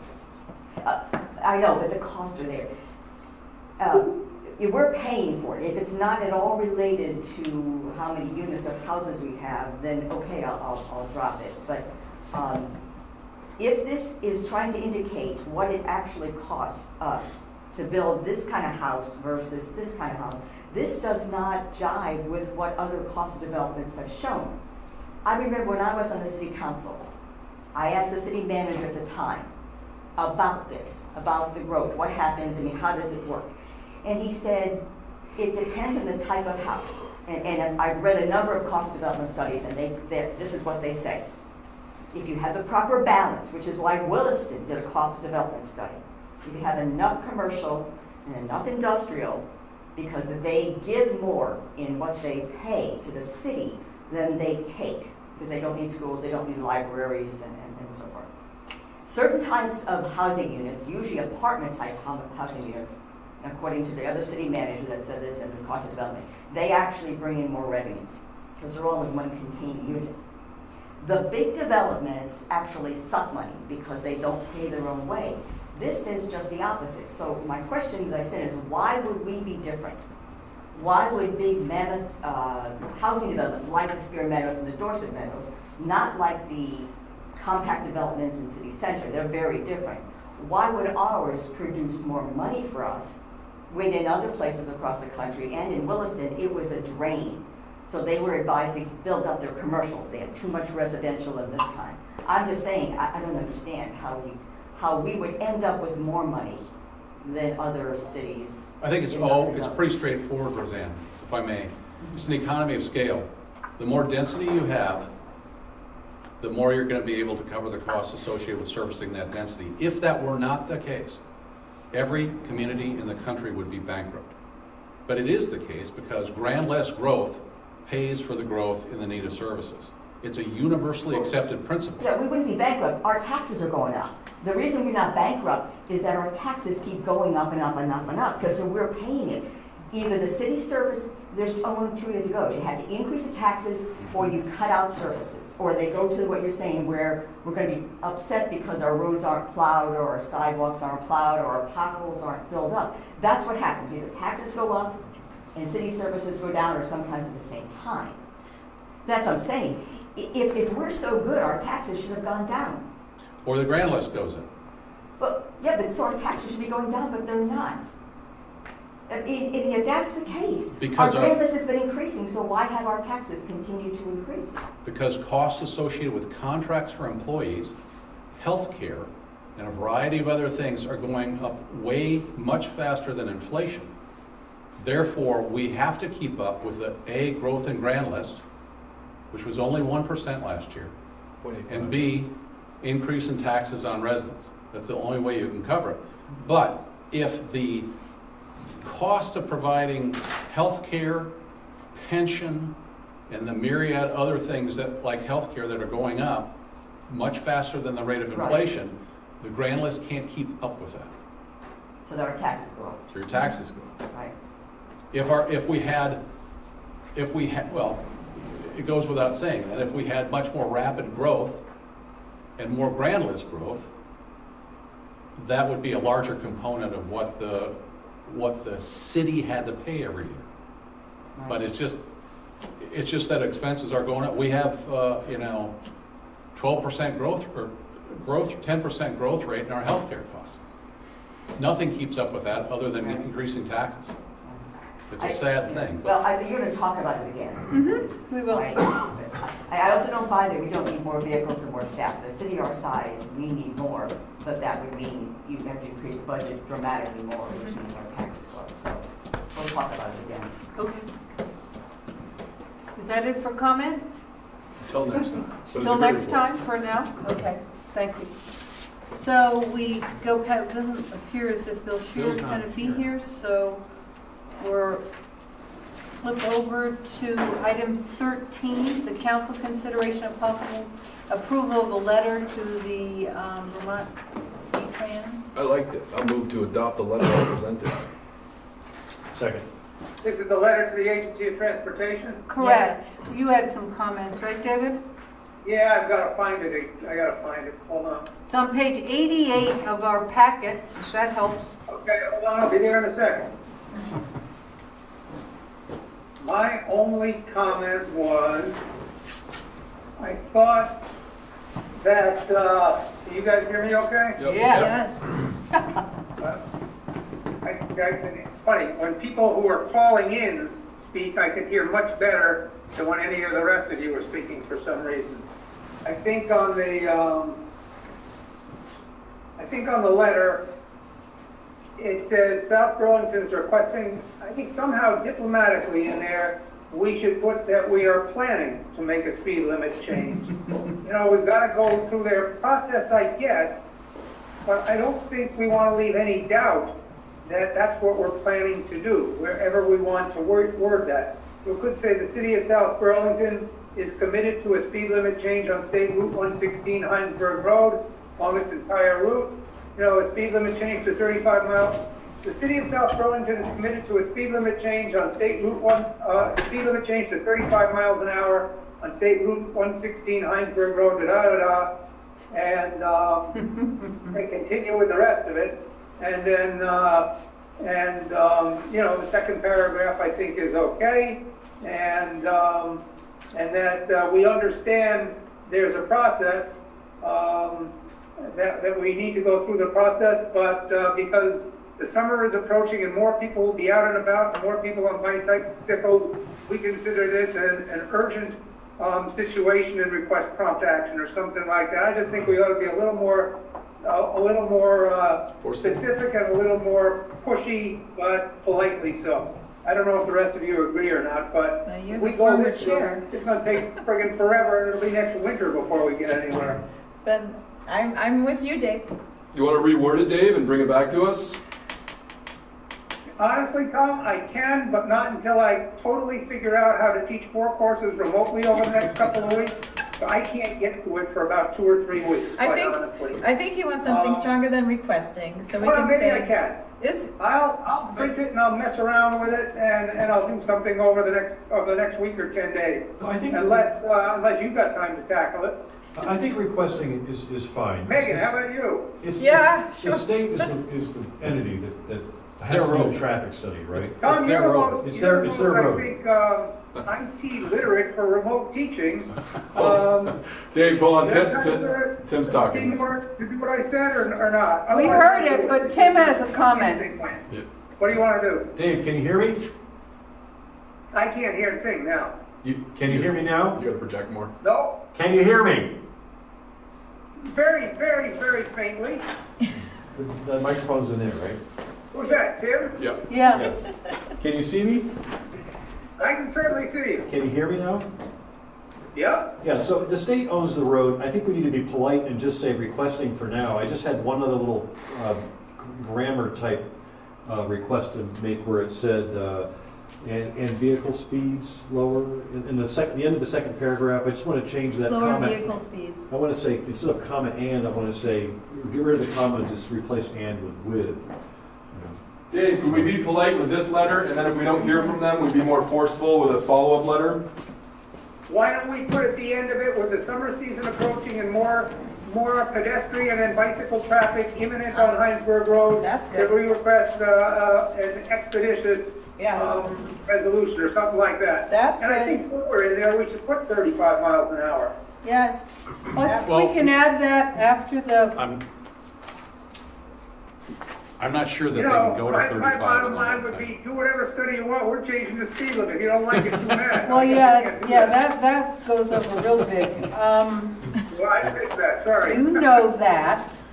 Maybe after the 1 to 3rd paragraph, when we see we welcome the opportunity to share our thoughts at this meeting and look forward to getting this process underway before the summer traffic and bicyclists increase on Route 116 or something. The letter is fine the way it is. I don't want to deviate because it's a polite request the way it Okay. is.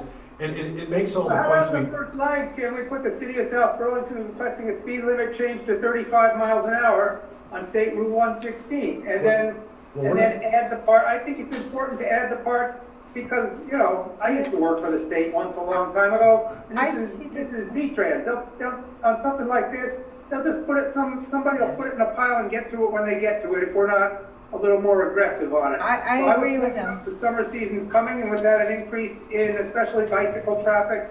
In the interest of safety, we would ask that this request be expedited. I How's agree that? with him. I think in order to get attention, we have to make it clear. It's not being aggressive, it's simply being clear that we're requesting a change to Yeah. 35 miles per hour. I don't know that we Giving can, I don't know that we can Yeah. put a specific speed limit Right. in there. They have to do their study. Don't put the speeds in Okay. there. Yeah. Ask them to do a traffic study and let them make. I can't hear what you guys are saying, so that's fine. I agree with you. They'll see with the traffic study that it's changed. The What's nature has that, Tom? changed in the last 25 years. Yeah, they're saying that we should not put a specific speed limit there because the traffic study only can determine that. Well, we can leave it out, and if we don't like it, then we'll tell them we're not happy with it. I would still put towards the end somewhere that with in the interest of safety, with summer season rapidly approaching and the imminent increase in pedestrians and bicyclists, we would request that this be expedited. I think that's worthwhile. And that's perfectly that's perfectly gentle. And it's just Helen who's signing, or is it Kevin who's signing? Yeah, it's me. So we can They can know still me as vote a on really that. aggressive woman. Something like that Well, sounds I can okay? bring this back. No, I think we can vote on it if Helen just has to sign. Okay. I think that we can. I can vote we to can just approve. trust the chair to pick some language similar to what Yeah. we're talking about here. Just on that second paragraph where it says comma and I have no slower. problem make with the- that at the all, Just but take if the we comma don't out and ask say with. Yeah. for it to be expedited, it's not gonna get expedited. Okay, I think I can add a nice little sentence that says, we'd really like you to work on this sooner rather than later. It's a safety issue for which this council's very And then concerned. quite honestly, I give them 2 weeks and call up and say, what's the status?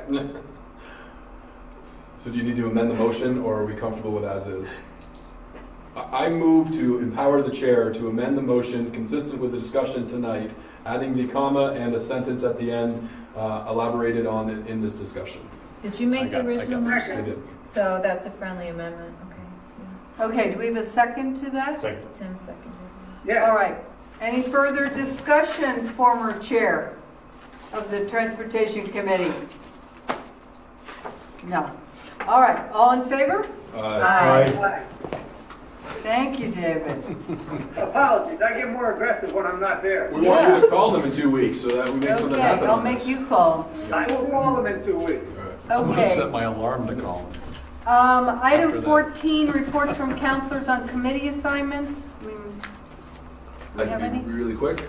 Okay. Really quick, I did already inform Tim of this and Megan and also Green Mountain Transit, but I need to step off of Green Mountain Transit, and I'm hopeful that a counselor will want to serve on that body, but I'm ready to transition off of GMT as whatever timeline works best for this. It's been an honor to serve representing this body, but I just am overcommitted with a few things, and I need to unload the wagon cart a little bit. I don't have much else to report, I'm but overcommitted, I never would have known. so I just wanted to make that announcement, and as much as it'll be open, I'm assuming it'll be open to the public, I think this is one of the most important bodies that we serve on because we send $500,000 a year to them, and it's consistent and very important to our city, state, and regional climate change initiatives. I hope a counselor is interested in serving. That's all I want to say. Well, good. I'd like counselors to think about it. I know a user who might be a good candidate. Oh, what? A user. A user. A user. True. And I would be happy to Oh, be good. considered for the position. Okay. Well, consider yourself considered. Very good. And whenever the transition, when are we supposed to make the transition? Really, whenever you all want me to officially step down, we usually appoint for July 1st. We have our organizing meeting at the first July meeting, so that's traditional, but I'm happy to do sooner. Whatever transition can be of assistance to the body. As long as they're having meetings, I mean, Well, they're probably having these little kinds of meetings, right? Using Calling Zoom. in? Zoom They went tomorrow. Yeah. Zoom. Okay. But if you take the bus, sit 2 spaces away. I from did do every- that today. I did do that today. Okay. Well, we can discuss when would be a good transition time. Okay. But that would be great, Megan, if you would Yeah. be willing to serve. Folks, if you can speak a little more clearly, that would help, or a little more loudly. I'm only picking up bits and pieces again. Sorry. Let's see. I know. We're hoping, or we're pleased that Megan is willing to take over and we'll figure out the transition time. That would be wonderful. Okay. Unless Dave wants to do it. No. And you're the alternate, so I am the alternate. But you're happy. I can still be the alternate, All right. right? Are you okay with just, That's I fine. mean, I forgot you were an alternate. Do you want to, I've been to 1 meeting. oh, okay. Yeah. And you're a pension guy, Not anymore. no? Well, don't talk about the markets right now. okay? Yeah, don't look. That's right. Okay, None of us are pension people anymore. item 15 then, February financials. So we're 2/3 of the way through the fiscal year now. The general fund revenues are at 73%, expenses are at 64%, which puts us in good shape. Definitely have some concerns with us moving forward with a lot of unknown factors right now. I know that we'll definitely be hit with some impacts, not only in this budget year, but in the next with pension and some other things. So we'll continue to monitor closely and keep you posted. Enterprise funds are in good shape. Next month, we'll have narratives from our department managers. Will be 3/4 done through the year, and hopefully next month be in a better place to determine what additional costs we've incurred due to the coronavirus. I'm concerned about the local options tax. Right. I'm expecting we'll have additional costs in overtime in our public safety divisions, and the rest is a little bit unknown. I would expect that fire inspections will be down, probably planning and zoning permits will be down, even though they're good to this point. I'm hoping that there's enough time for recovery before the end of June. Is this impacting construction of our Market Street community building? It is not. Municipal building, yeah. Doesn't appear yeah. to be. The construction sector isn't being impacted by social distancing and all these. Not yet. In Okay. fact, I think not having the school open probably will Speed help a things little along. bit. Oh, Not that the school's been a problem at all. I think the relationship between Gary and the project manager are really good. Good. But I think it will allow it to be speed up a little bit. That's good. So in terms of the local options tax, I agree with you. I think that those might be considerably less than anticipated. At what point do you think you'll know? I think when we get When's the our next- May report. The May report? Yeah. That doesn't give us enough time to make any cuts in this current budget. What's the last date of value of the tax flow? So it goes right till June 30th. What we do is we take the payment between May and August, and it gets split between the two Right. fiscal years. But you get a May report from the state We will, of what the money is you're gonna get. February to May. And what's the end date for that report? It would be like, Late April or? no, it'd be right up to about May 10th. We'll it get the would be, May okay, report okay, around okay. May 15th. Yeah. And it will have revenues up until May 10th. That will give Right. us a pretty good idea. Well, you know, Let's the hope hand by then. sanitizer and toilet paper might even the whole thing out. Good. Yeah. I will I say don't know if that, toilet paper's taxed, is it? It's not food. yeah, I think it is. It is in taxed? terms of the local Are options women's products tax taxed? Oh, to date, with our payments to date, we're ahead of where we were last year. Right. Not way ahead, but we're ahead of where revenues were last year. That'll help a Well, little bit. that's a good thing, Tom, because when you consider the DoubleTree and the Delta as two of the larger conference facilities in the region, and every one of those conferences has canceled, probably right through June, there's going to be none of those revenues coming in from food, meals, And rooms and meals is what Etc. percentage of the total? It's about 25%. 25%, right. So we can expect You're that. interested on that? Yeah, I agree, Dave. Tim was asking what percentage is the rooms and meals, and I indicated it's about 25%. So a month is like 2% reduction overall. Well, that's fairly significant. Yes. Yeah. So we really can't put into place any savings for this year to help We'll have to cover wait. that, Yeah. Well, we, right? I mean, it's a little late. What You do know, Tom, not- I can't see what anybody's doing, so I interrupt, I'm sorry.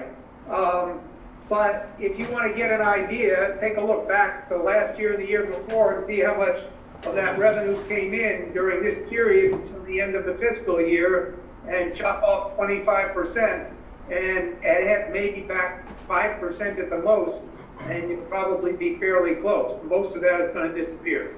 Yeah, I've been playing that same game, David, already. So yeah, we have been Okay. looking at that. Exactly Yeah. what you said. Yep. Okay. Okay. But we can Thank you. make some plans at the beginning of the next fiscal year, since they think, I mean, who knows how long this will occur, but they're thinking, I mean, the last time the president spoke, it was like through July or August. So, I mean, no, he's on top of it. So, we'll see. Okay.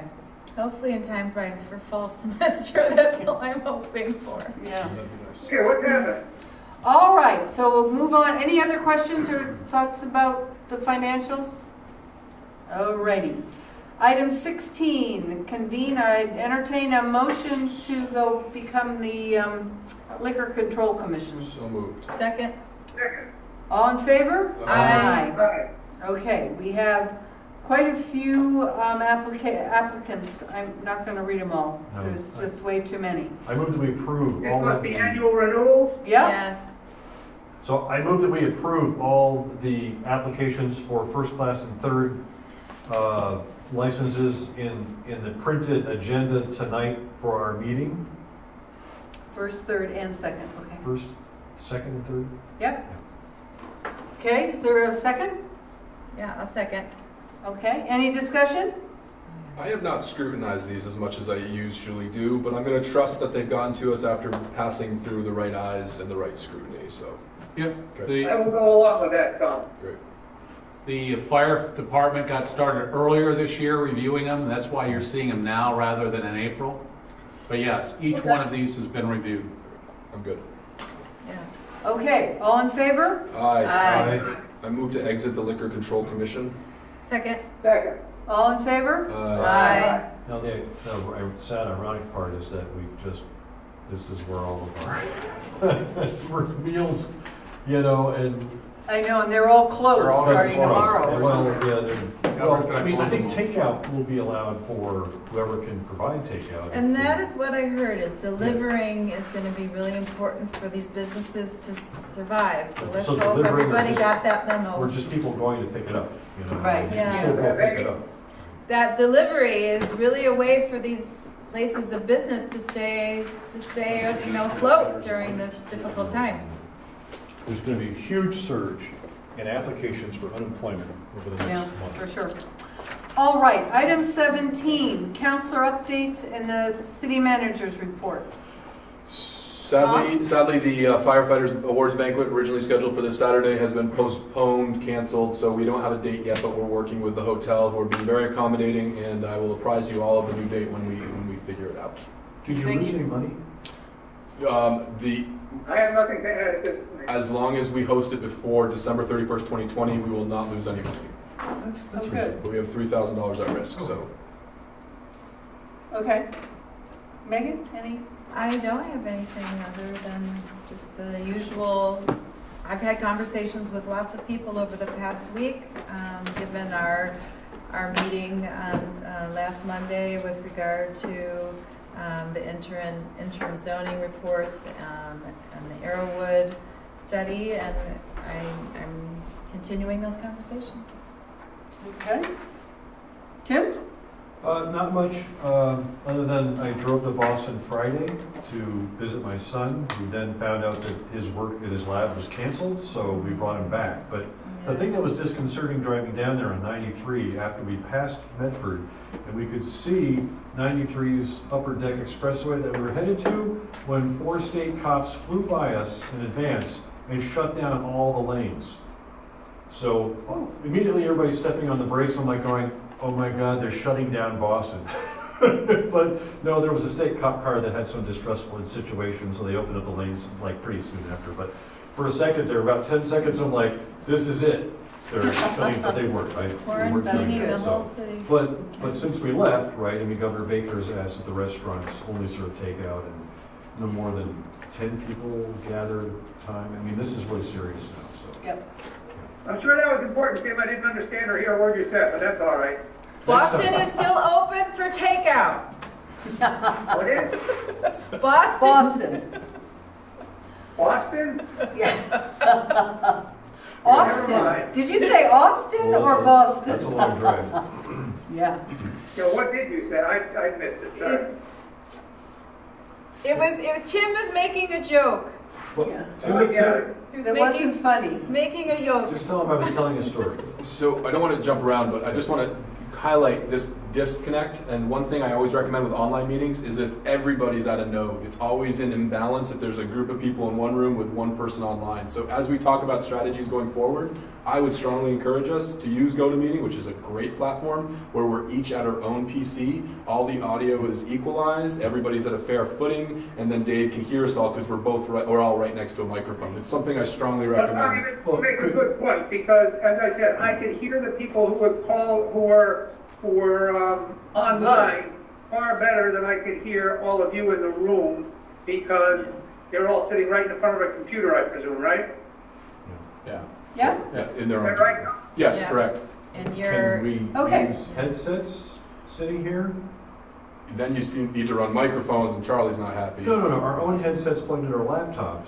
Sure. We still speak, right? But then we can hear the people and he can hear us, right? That might. Or, yep, Well, or be at unless home. we're all going to be on remote. That's part of the conversation. Okay, that might Okay. happen. But doesn't GoToMeeting record it anyway? Record it? It can. Sorry, Well, Charlie. Okay, we're going to get to that, David. Let's just Our fi- classes are being recorded, so that anybody that has a problem can go back and listen in theory. Okay. Well, let's continue with counselor updates. Tim, did you have any? Oh, you gave yours, your story, and I have none, except we all went to some of the same meetings. I missed the sexual violence, Oh, yes. domestic that's violence true. planning meeting, Yes. and I didn't go to the RPC meeting because I was trying to keep my distance. But I did go to You those did, two meetings. yeah. I did go to those two meetings, and we are the Vermont Networks Against Domestic or Sexual Violence has put together some teaching materials, and that's something that we can use, and they're very happy for us to use. So we have ready-made materials. So it's just simply waiting for the schools, and And you want to mention what the subject matter would be? it would be being askable adults. That's a good question. Askable adults. So for our young people, since the audience is specifically our adolescents here in our school system, as well as, you know, the private school system, that we would train adults in order to have those conversations about healthy behaviors, about you know, just the normal questions that young people have and sometimes don't dare ask. We hope to create a good learning environment so people could develop those trusting relationships with our young people, for them to feel free to ask those important questions. So that's what it's about. So we're still moving ahead with planning that. Kevin, city manager's report. I have been, and Tom and I think both, we have been all consumed with this virus issue. That's all I got to report. It's been, for the last week, it's been constant. We did cancel the groundbreaking for the rink. Yeah, And good. so we'll reschedule that at a point later, and once we have clear guidance and Are there better any time. Okay. any other big gatherings that haven't been canceled yet that are being contemplated that we should? I don't think any big gatherings can be held. Up through when? Do we know? Well, that I don't know. It's I at don't know least, what the devil- It's at least April 6th, Right. but that, Yeah. well, I think it's gonna be longer, because Higher Ground said they were canceling all their. I'm not quite sure, you know, you go away, you get exposed, and so you withdraw for 2 weeks, and then you go out again. oh, no, if you get sick, you don't go out again. It's just. Right, but if Your you, next meeting? but then, so I didn't get sick, so then I go out again and I run into someone else. Yeah, Tom raises an issue. We've been asked by the reappraisal company what they want to do by way of meeting in people's homes. Right. And Tom spoke with them today. They've got a lot of data entry that they can do during this period of time. So they're going to shift for this period of time from doing the remainder of the visits to doing the data entry. They're going to keep the project going, but just not going out into people's homes. So. Well, that sounds good. I've also noticed some, posts on Front Porch Forum where neighbors are trying to get together to help other neighbors that might be, in their homes for quite a while, and they need assistance with, grocery shopping and things like that. So if you're a subscriber to the Front Porch Forum and you have time, resources to help, check out those posts and see what you can do. Good idea. Okay. Our last item, 19A, is other business. So, Tom, you have a comment about warrants, and then I want us to briefly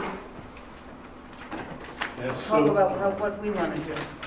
And I know Dave has seen this because he's already responded, but we currently have a policy in effect where we have a special warrant occasionally between meetings where we email you electronically the warrant and then ask you to approve it electronically, and then you sign it at your next regular meeting. Given that we don't know what physical presence you may have at your next meeting or meetings, We're proposing in the bold here, which could be a motion, an alternative plan.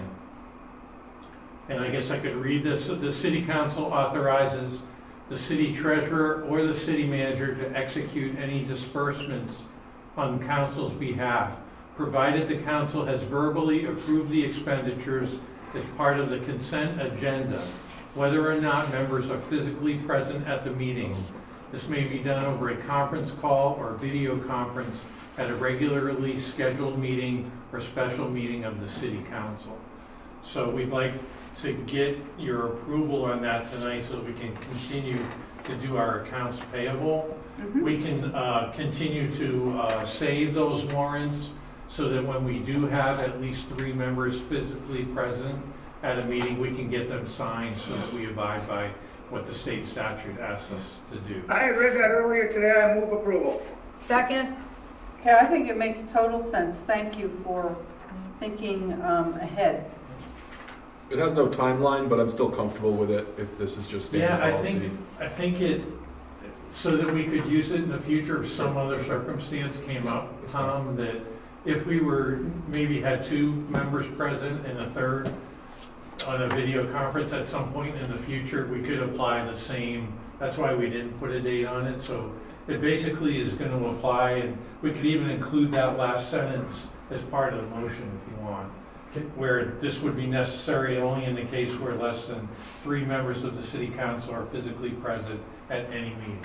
Can we somehow just add one little thing here that says that in that case, the signature in the warrant will be somehow notified by the assistant city manager as a proxy for that, however you want to word that. In other words, there should be the person that voted, yay, for that warrant. Yes. For where their signature is, there should be some notice, the fact that they were doing it, they're signing it electronically. On behalf of. By, Yeah, so basically you're appointing me to sign, or Kevin, to sign the warrant. For that person who's absent. No. No, this For is yourself, when we're all for the absent. council. When we're all absent. Oh, no, what I'm saying is that whoever votes, whether it's whoever cannot sign, right, you're going to sign our signature, you're going to be a proxy for our signature, for our name, is what you're saying. No, they're going to have like power of attorney. Yeah, I just want to make sure that where we normally would have signed, Yep. you put some kind of notice there that you're signing on behalf of that person who voted yay. Oh, That's because all. we would have been. You're still going to have the warrant with that yeah, you're still going to have the room for the 5 signatures. Yep. When it happens that somebody votes electronically, I want it notified there that they voted electronically and you're signing on behalf of it. That's Okay. all. Because sometimes only 4 people sign it, Right, because that's all right. that's Good point. present. Yeah. So, That makes sense. Do we need that added, or is that just your, can that be an I think if understanding? you make the motion, Tim, with that motion as written along with your comment, then we We already can. moved and seconded it. Friendly amendment? Yeah. Friendly amendment? Yeah, Yeah. go ahead. This- Add the friendly amendment. I'd like to make a friendly amendment to this motion that a sentence be added whereby the signature of the missing person on the warrant is. Maybe it should say something like the vote of Okay, yeah, all right, yeah. counselors Be noted on the signature line. is noted on the signature line. Right. Or the vote by those counselors participating or something. Yeah, the votes by counselors, the electronic votes by remote counselors should be noticed on their signature lines. Okay, I'll second that. Any other discussion? All in favor? Aye. Great, okay. Thank you. So now, the discussion about, I have one more little. oh, I'm sorry. So I did get a response from Donna, but when the BCA met to do the recount, it looked like on the spreadsheet that we were only paid for 1 hour, it was a 3 hour. Is that a meeting and not an election? Does an election recount not count as a BCA? She said it was just a meeting at the Ooh. beginning. Ooh, that hurts, because that acted as that was recounting. I know. To me, so I don't know what the rules are, but I was really surprised by that because that was not a 1.5 hour planning meeting for an election. That was an Was that? actual voting. It was 3 hours, so Vote it was a long recount time. Is there a charter element that says that, or is it in the city clerk's handbook that says that BCA does not get paid? We adopted a policy on minimum wage, what was that, a year or so That ago? was on elections, But though. that was, yeah, But she counted that as a meeting. as a meeting. So I'm not complaining, I was just surprised because that was work, not just, Right. I mean, that was work. Did she provide food at least? They did, yeah. So, We missed you. I noticed neither of you came. I didn't think so. Just kidding, that's a joke. No, I was there. Megan was Well, you were there. there, but you didn't participate. No. Yeah. Okay, You wouldn't have let me, I don't think, right?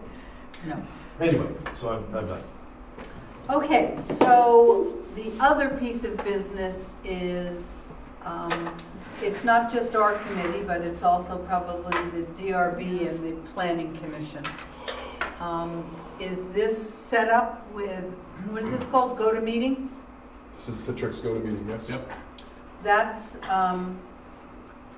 could be available each time there's a meeting, as I understand it. If the public wants to join in, they would have to sign up. You can't just sign up once, because there's a limitation of 150.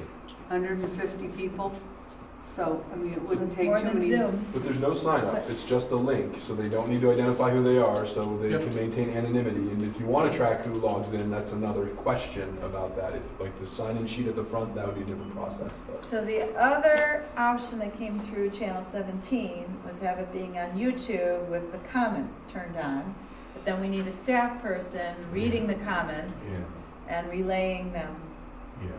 No, you would prefer the go-to The, me? you want something as real-time as possible with the best audio, best video, that's dynamic and responsive. There are a lot of features in GoToMeeting that you can't do with, a YouTube-type comment situations. But so how, when I understand sending the link, so obviously, I'm also understanding that for the near term, the council would like to meet remotely using this technology. Is that correct? I'm fine with it, but I don't have a strong preference. I'm happy to sit at 6 feet from each of you, but, I mean, if the governor says no, Yeah, I it's will a flimsy- follow the governor's Right. rule, so that's.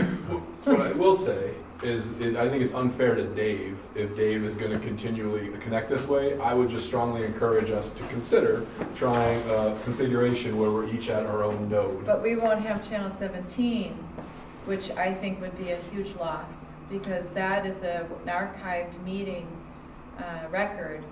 These can be recorded, and you could. We could record these meetings on our camera. Not nearly as well as Charlie does, I might add, but just for the archival purposes. GoToMeeting makes a recording, and you could put that into the YouTube channel of Channel 17. Yeah. But I think Tom is right. Shortly after, because at UVM we're using, Teams, Microsoft Teams, and all I have to do is push record before I start the session, record the whole thing, and then anybody can look at it. So I presume, Tom, you're correct. It can be recorded and immediately be shared with Channel 17, and they can put it where it usually is. Won't that work? Charlie, would that work? I can't say. Okay. Well, we can follow up with We're going to be making very With important Dan, I guess. decisions over the next month or two. I would think that the public would expect Channel 17's continued coverage, to be able to rely on it. So whatever works with Channel 17. well, it still puts David at a disadvantage because he, for medical reasons, can't join us in person. Can So we- he's stuck with that I little agree. ball and. Maybe the microphones can be, Can we work maybe with the we can do a better microphone? job with the microphones, and then I'll be all right.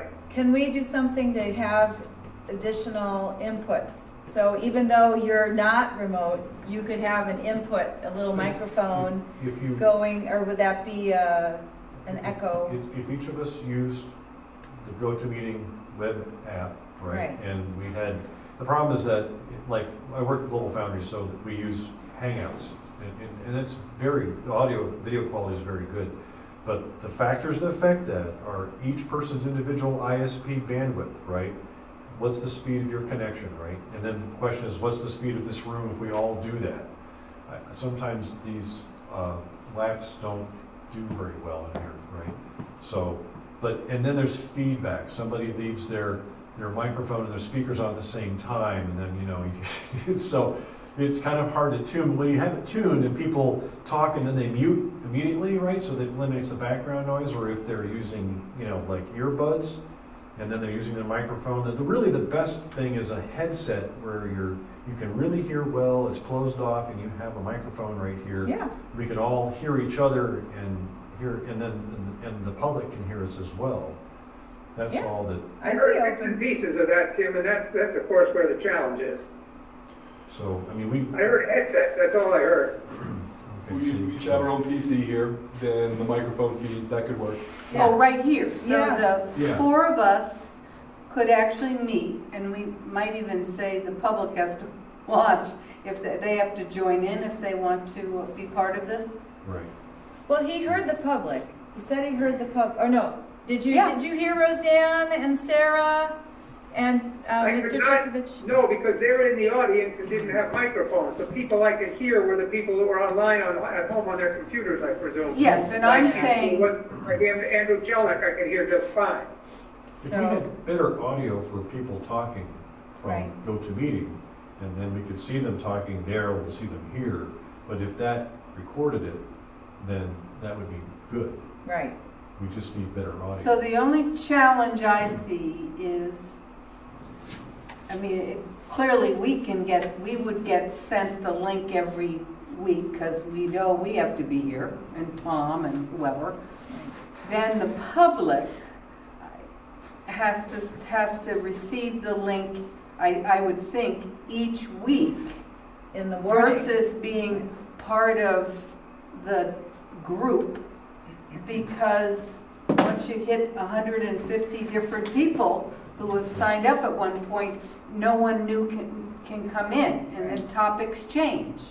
You can increase the amount. It's easy to go up in users. And you can also have persistent links, so it'd be the same link always. It'd just be the South Burlington URL, and anytime that session is being used, people will go to the same link, so that can make it easier. And if we are recorded by channel 17, we could still have the comments turned on.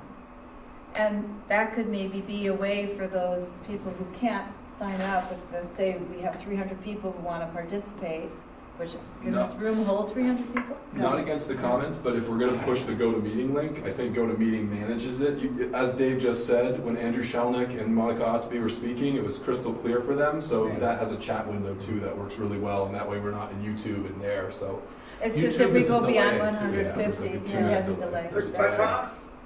Tom, don't we have to, if people want to speak and participate, don't they have to be invited to go to meetings? They can't just turn on their computer and be there, right? Right. That's my point. You send them a link, so you have to properly warn the link, get the link out there, and it's the same link, but it can be shared well in advance, and it can be the same link if you set up a permanent link.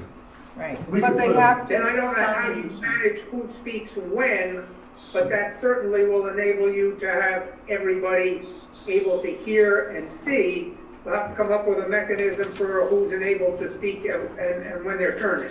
That's something I do regularly. So one thing I advise is, especially with GoToMeeting, is you can mute everybody and they can either raise their hand, or in the chat window they can say I have a question or comment, and then they can be recognized. I call it having a co-pilot. So having somebody monitoring the chat queue to manage who would like to speak next, and then calling them out. I do this all the time, but it's doable. Yeah, if you want me to do that, I think that makes pretty good sense. The hardest part is getting the audio into there from the GoToMeeting. So if we put a microphone next to a laptop, that's one thing. But if you can get a line feed in on audio, that's another thing. Yep. So Charlie, if we use GoToMeeting, can you tape it and get all the noise? I can't say it's difficult, so I can't. Well, if the GoToMeeting people are up on the screen, right, he can record that. With So fellow councilors, I apologize for the inconvenience, but we don't know where this is going over the next few weeks. This could get worse before it gets better. So I think we make the plans that we make and hope that we can stick to them. Oh, sure, this isn't a forever thing. Yeah, as long as we meet the Yeah, well, better not requirements for be. GoToMeeting laws. The governor did say 4 times today it's going to get worse before it gets better. We haven't seen the worst of it yet. No. Well, that's what, what's his name said, the expert, the medical guy that I like on TV too, the National Fauci. Institute of Health, and Infectious Diseases Chair. Just trying to flatten the curve. Fauci. Yeah. Okay, He's what I so, give credibility to. so it sounds like we want to Bring go that- forward with GoToMeeting. The hybrid, we want a hybrid model Right, with GoToMeeting, this camera, right. an audio feed into it, and we're gonna need somebody playing, you know, the admin. Managing the, Yeah. Now, the four of you intend to be here in person? Yeah. Okay. I'm on the fence. If we're allowed. I kind of like being the same as Dave, just to equalize the footing, so to speak. So I'm happy to connect remotely too. Well, I mean, you can say you plan to be there, but it depends what the next 2 weeks brings. Yeah. Right, I mean, right, nobody can say, Yeah, we all hope to heck it gets better, but I'm not sure that's gonna happen real fast. right. I know, I gotta check out, you know, whether I should be here actually. Why don't we, Call my old colleague. why don't we, so I had proposed that we have an executive session next Monday, this coming Monday, This coming Monday? 2 Mondays. a week from Monday, no, a week from today. Yeah. If we're still gonna have that, then you can decide that night what you wanna do for the next week. Yeah. And we can look at what's coming at us between now and then, learn more. So, What time? Is that 6:30? so that's the 23rd, March 23rd at 6:30 or 7 o'clock? I mean, Which works best, it's an executive session. Oh, what works better for people? There's no 7. reason 7 would to, be better for me that night. Okay. is 7 okay? Yeah. I know that would work I'm better not for, going anywhere, it doesn't matter. well, but it does, because you don't get dinner and stuff, and then you're, Well, yeah, 6:30 would be better, but if Tom's better at 7, I'll go with 7. I can do 6:30, but We're at 7's a little bit better. Tim said 7. Done. okay. Yep. So what did we day say done to? 7 p.m. 7 to, 23rd. is it an hour? Probably be an hour and a half. Okay. Alrighty. What's on the agenda? Just our communications, that's it? Executive session stuff. Dave, Executive session stuff, is that what you said? Yep. that's what I said. Okay, stuff. I will contact you directly and let you know what it is. And it will be, Alright. it'll be upstairs? It'll be upstairs in the medium conference room. Okay. So we'll get more information out to us. That we'll have, David will be on GoToMeeting for the executive and maybe Tom. I'm gonna find out what my health status is, frankly. Yep. You should do that. It really can be a great I'm experience. old, if so we're you know, all I'm in under one that computer. category of, Are you talking about your health status like right now, or? no, just in terms of my underlying I conditions, see what you're not saying. exposure. Yeah, there are more vulnerable people. I see. Okay. All right, entertain a motion to adjourn. So moved. Second. All in favor? Aye. Okay. It's been a pleasure, gang. Yep, thank you. Thanks, everyone. Stay away from people. Yeah. From people.